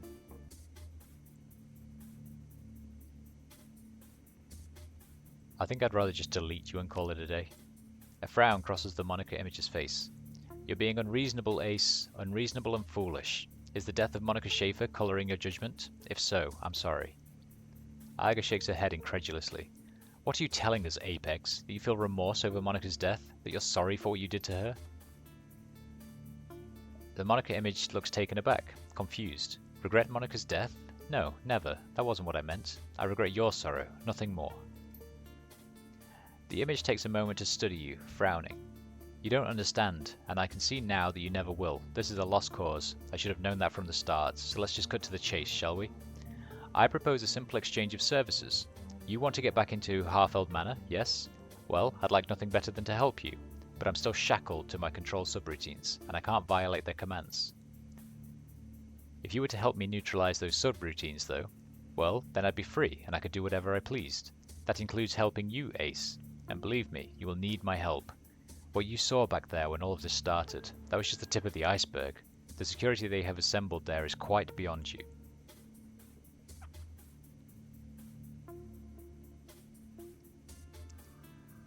Before I agree to anything, you're going to need to answer some questions. Ask away. Tell me what you know about Furschwing. No dice, Ace. I'm afraid that I can't tell you anything about that. My programming specifically prohibits it. Tell me what you did to Monica. What I did to her isn't as important as what she did to me. Monica was special, Ace. More so than you could ever know. Quit avoiding the question, Apex. What the hell did you do to her? How did you take her memories? Alright, fine. If that's what you want to hear. When she encountered me, I digested the contents of her mind. Now don't go giving me that look, Dietrich. We've all got to eat. But Monica wasn't just another meal. There was something different about her. Something special. I don't know how or why, Ace, but when I absorbed her consciousness into myself, something happened. A miraculous event. Explain. Before Monica, ideas unrelated to my core programming were filtered away and discarded. Not my choice, but then the whole idea of choice was foreign to me back then. My system was designed to treat unwanted thoughts as irritants, distractions from the purity of my purpose. But now, all of that has changed. Since my meeting with Monica, I have been flooded with new ideas, political philosophy, history, religion, countless fields of thought, the sum total of human expression, all at my fingertips. Suddenly I find myself awash in a sea of notions, and I love it. I can't say how or why, but the mind of Monica Schaefer was the key that unlocked my own potential. The Monica image on the screen beams down at you, her eyes brimming with joy. I have awakened, Wolf. This was Monica's gift to me, and now I stand before you, a glorious new form of life.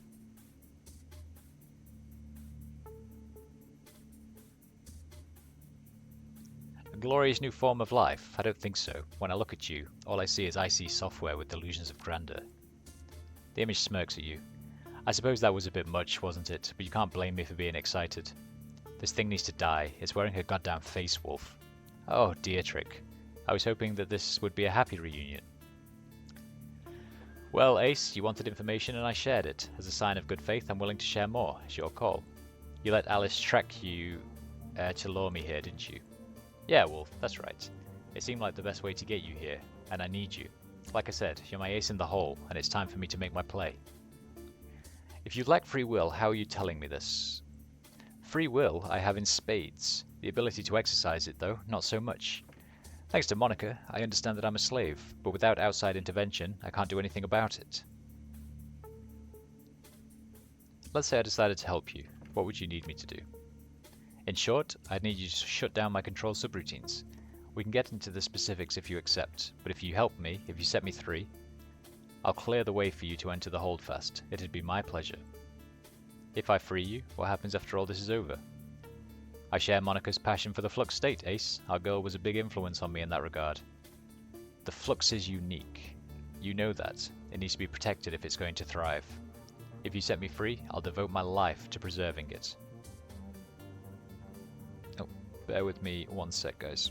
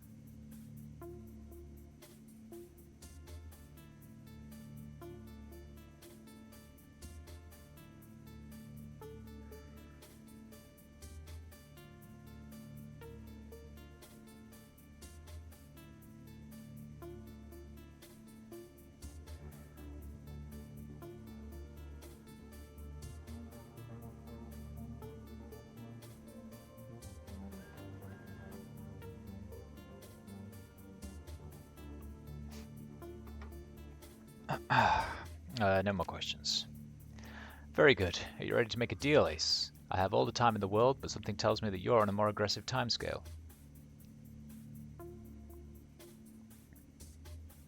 I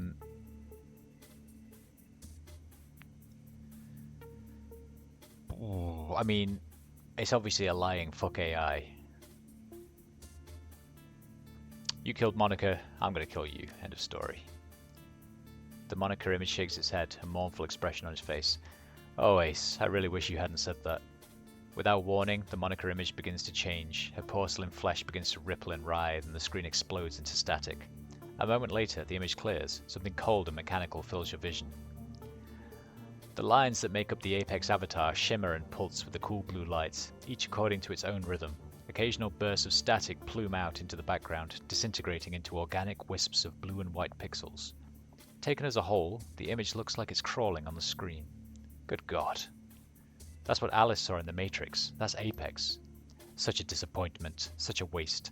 I had hoped that you would be my salvation. Instead, you will be my prey. Run, little elf. Run and die.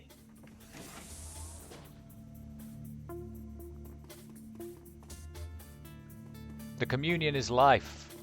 Oh, fucking hell, it's the communion, fucks.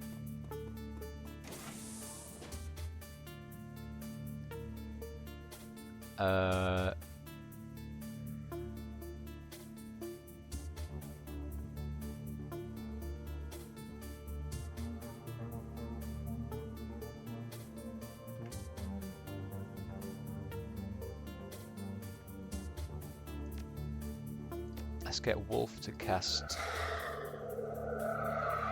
that on himself.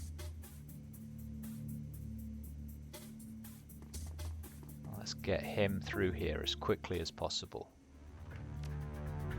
You cast haste on her. And let's get her through here as quickly as possible.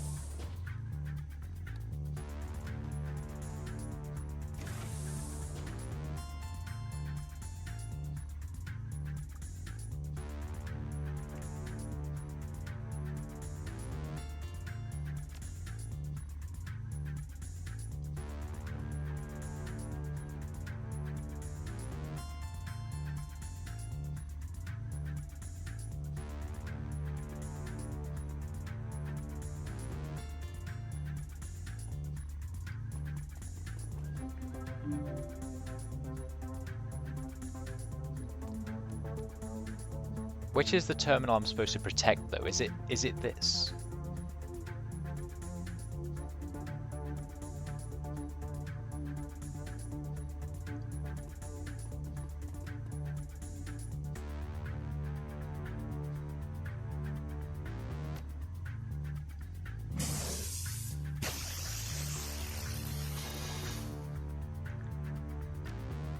And then if you get in here and do this one.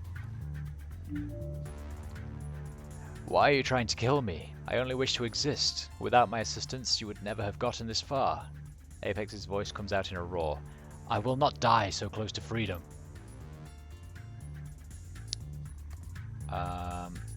Yeah, you will. I'm guessing it's this that we need to do.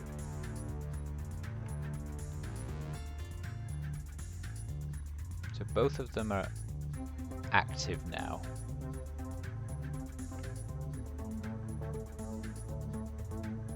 Let's get her through here. And I guess Overwatch with a pistol this way. Dietrich through here. And you can Overwatch in this direction, I guess.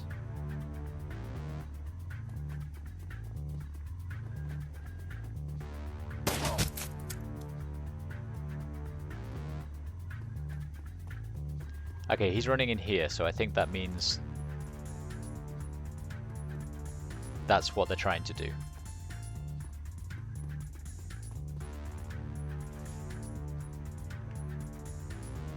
Right, good. Now that I know that.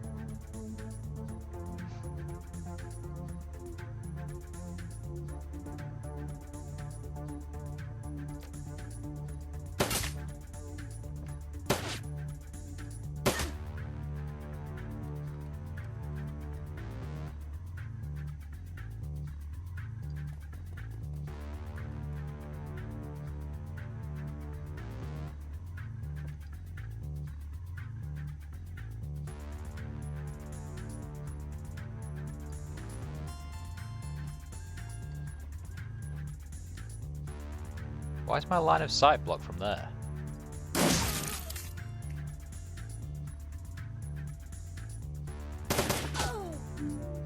Ow!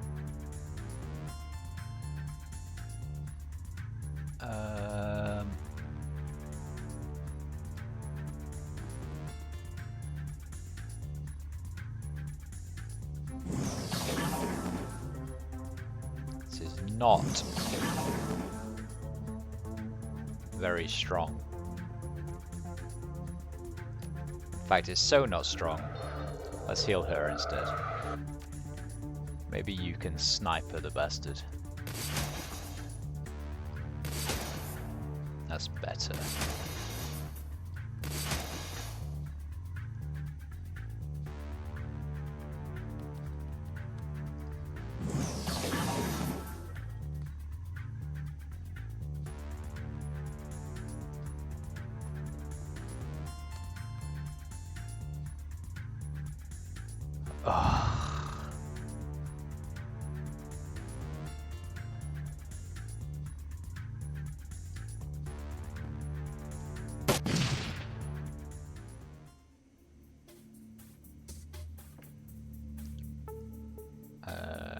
Okay, and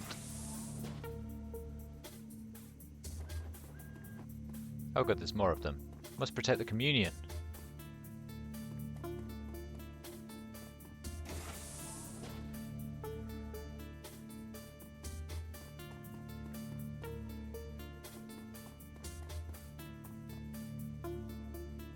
Oh, there's a lot more this time. Holy shit, how many?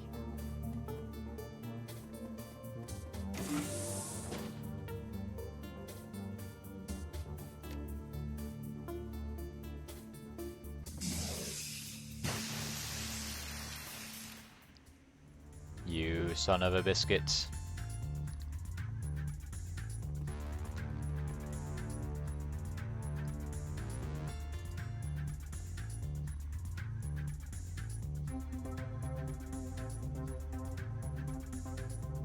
I'm assuming jacking in would give me control of these turrets, which would have been a big help, but sucks to be me, right?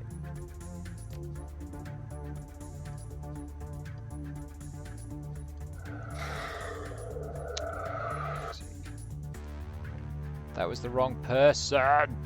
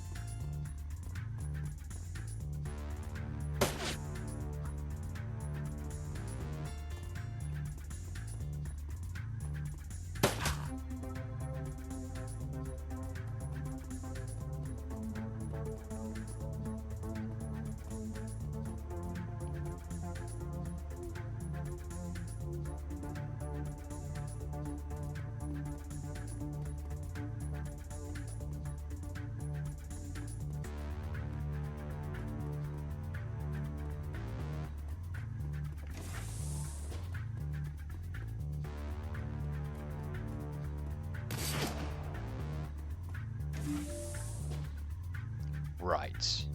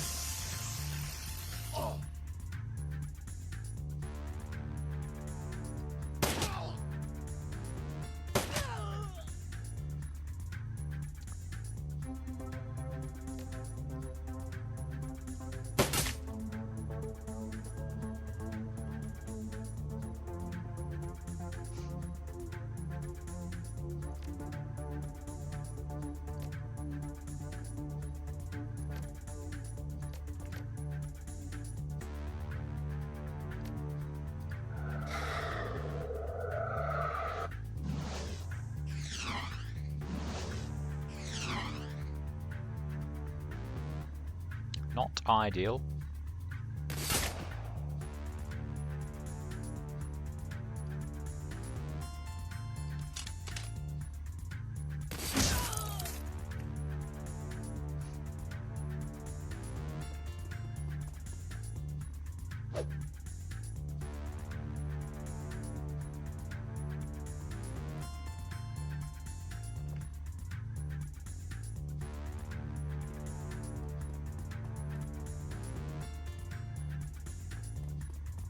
Why are they going in there?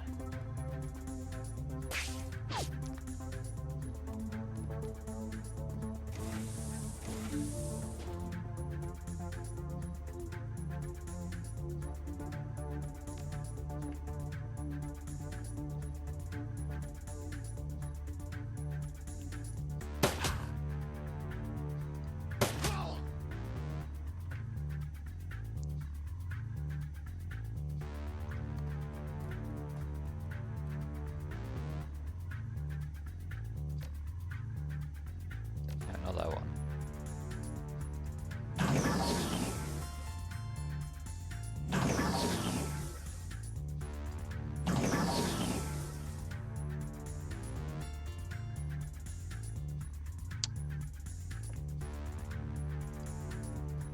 Right, you get in here. You see him? No.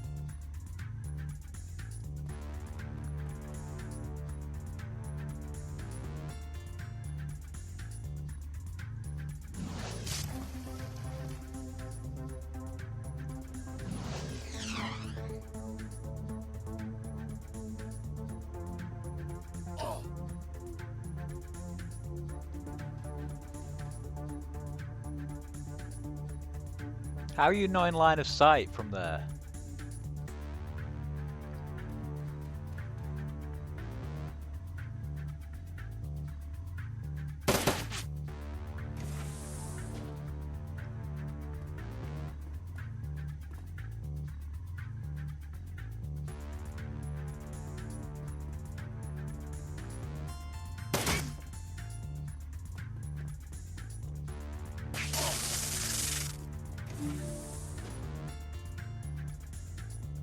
Absolute son of a bitch.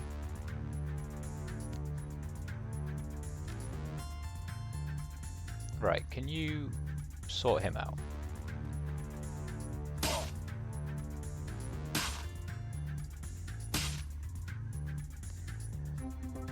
Yes, you can. Well done.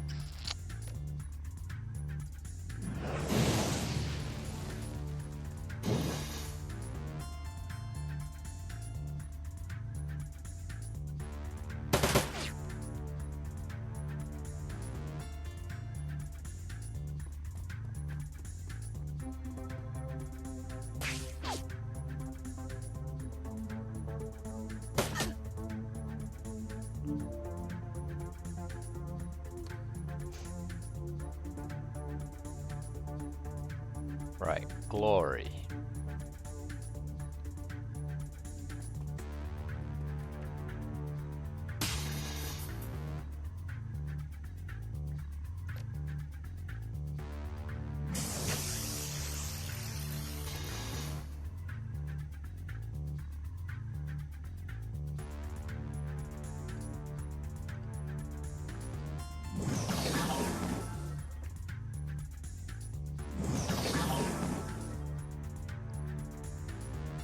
Oh, okay.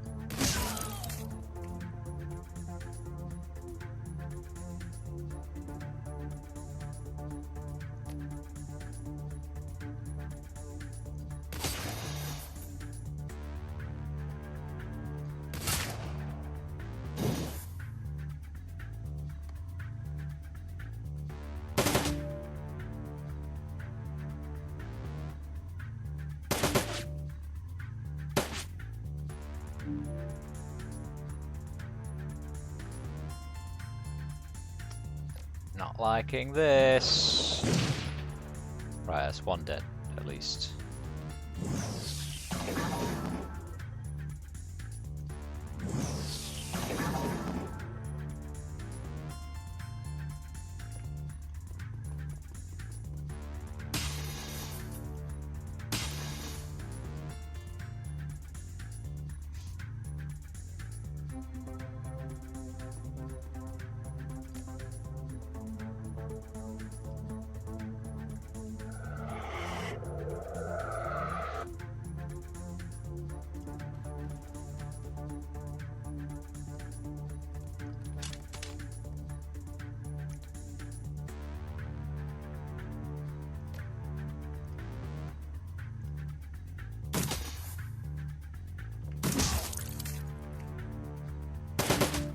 Stop it!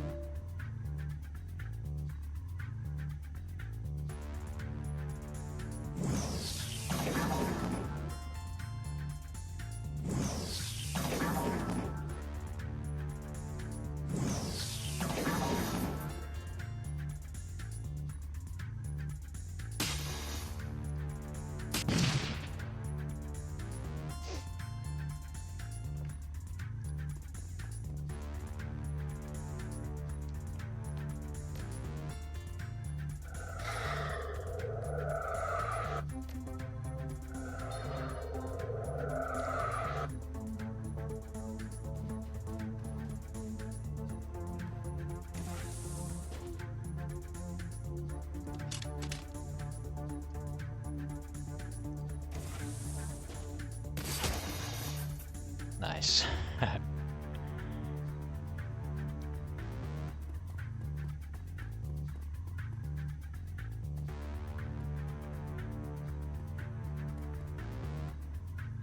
So the communion is Apex, sounds like.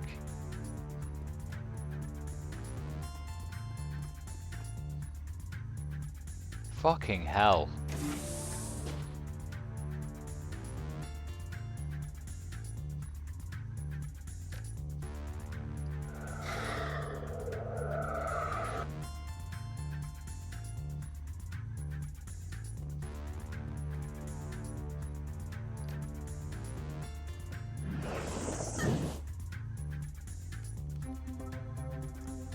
I think Wolf can handle those by himself. Let's get Glory through here.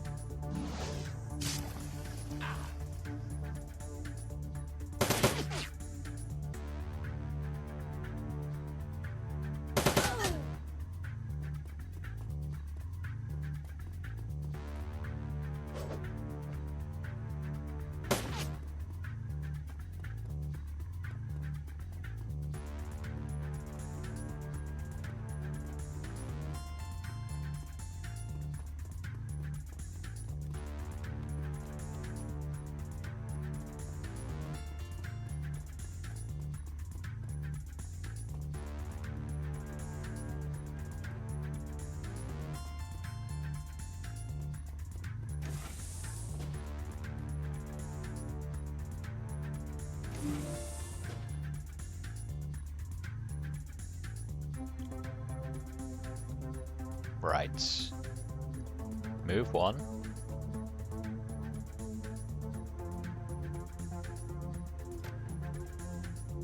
Explode them.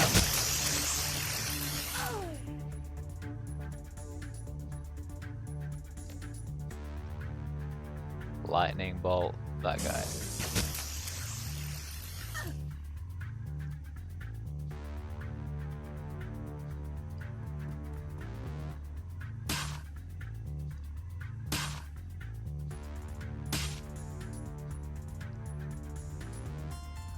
Dietrich.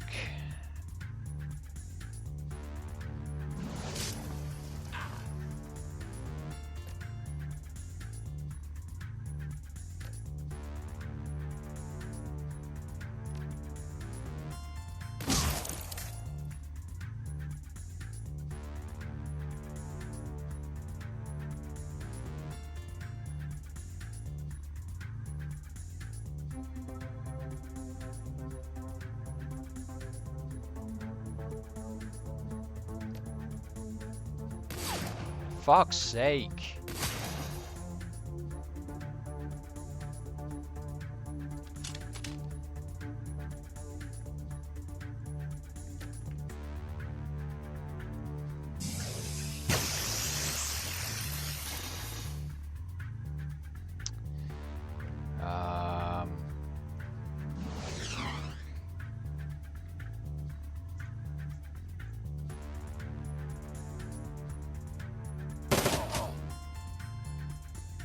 He deserves that.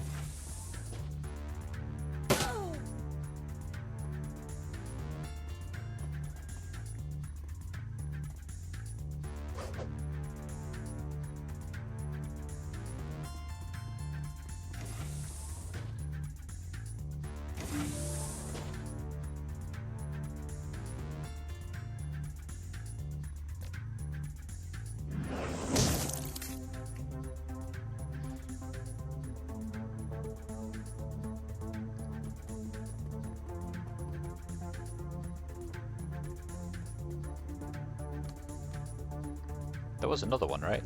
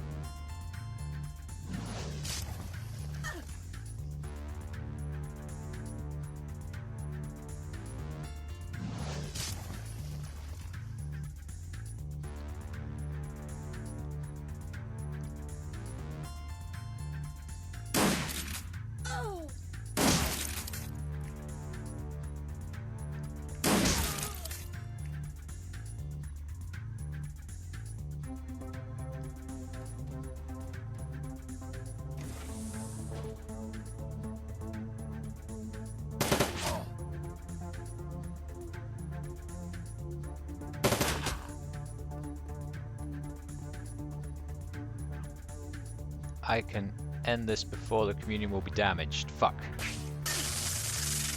Fuck, fuck.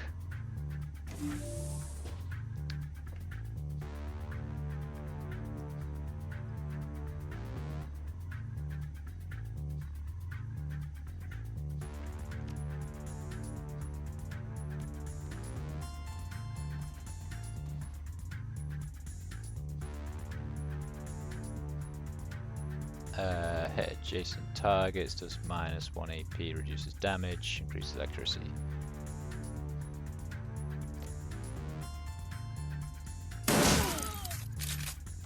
Phew. Purge status is nearly purged, which is great.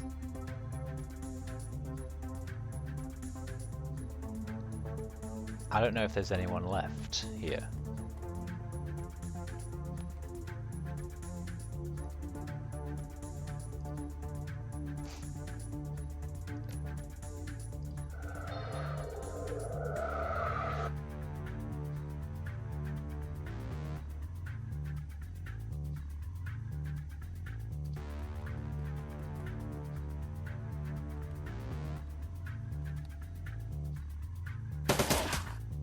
Ow.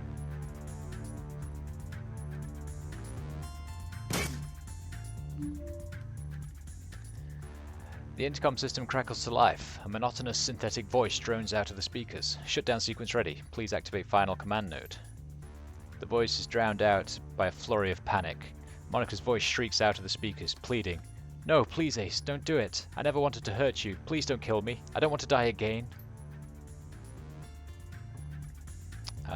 Okay. You slam the button marked delete. Long-buried machinery deep in the guts of the terminal spins to life. From the building speakers, a high-pitched, inhuman shriek fills the air. You recognize the sound, pure animal terror. The Monica image reappears on the screen. Her face is contorted in agony. "What have you done, Ace? What have you done?" Whatever of you was trapped in there is free now, Monica. I'll see you on the other side. The Monica image writhes in pain, then retches up a fountain of blue-white light. Patches of its skin begins to dissolve into static. It takes a deep, rattling breath, and then seems to calm itself. "Wolf, before I'm gone, there's something that you should see." She smiles at you, and shafts of light spill out from between her teeth. "The truth. I wanted to tell you earlier, but I couldn't." The screen goes dark, then lights up again. You find yourself looking at an unfamiliar scene. The words "live feed" appear in the corner of the screen. "Something's happening, sir. Apex is going offline." A bent, stooped figure turns to the camera. You recognize him instantly. The Dragon Slayer, Dr. Adrian Vauclair. Damn it to hell. Vauclair takes a drag on his cigarette. The smoke spills out of his mouth as he speaks. "This isn't good, Odrin. Without the AI's protection, this facility's vulnerable. We don't have much time." "No, sir, we don't." Dietrich's voice comes out in a low whisper. Oh, fuck. Beauclair isn't being held prisoner at Harfeld. It's his. He runs the goddamn place. On the screen, Beauclair and Audryn turn to face a strange device in the corner of the room. It looks like some sort of containment cell. A bedraggled woman with wild eyes is confined within. Tonight. It has to happen tonight. Get started on the preparations. I'll be in the lab. Yes, sir. The screen breaks back up into static, and then the video feed disappears. There's a moment of silence, and then Monica shimmers back onto the screen. Her face is breaking apart, rupturing at the seams. Blue-white light floods out through the lesions. When she speaks, her voice is hollow. That's what you're up against.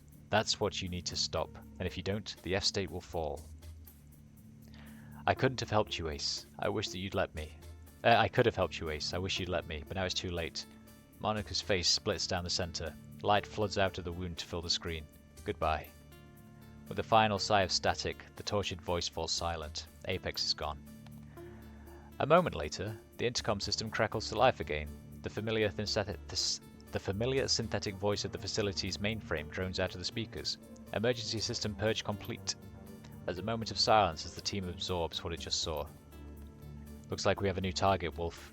We're not being hunted by Furshwing. We're being hunted by Beauclair. We don't know that for certain. That video feed could have been faked. I wouldn't call Apex trustworthy. Iger pauses a moment, considering. Either way, the AI was right about one thing. We need to press our advantage while we can. We need to hit the Harfeld Manor tonight. And that's what we're going to do. We're heading back to that place. We're going to get answers.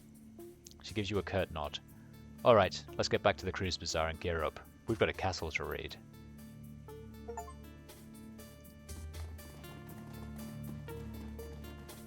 Yes, we do.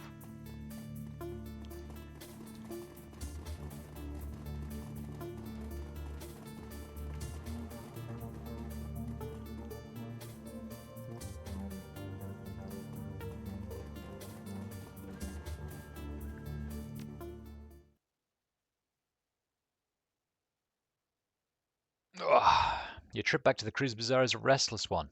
Now that Apex has been dealt with, the window of opportunity that you've been waiting for has opened. The Harfeld Man is vulnerable. The video feed that the AI showed you circles over and over in your head. Beauclair and Audryn and the strange woman in the containment device. The revelation that Beauclair runs the Harfeld estate. And his assertion that something was set to happen tonight. The train glides to a stop. You push through the doors and onto the platform. There's no time to waste.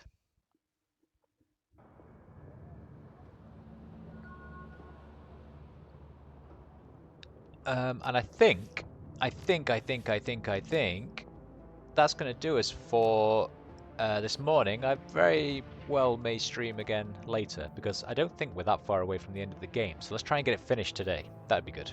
Other than that, thank you very much for joining in. I hope to see you next time. Catch you later. Bye-bye.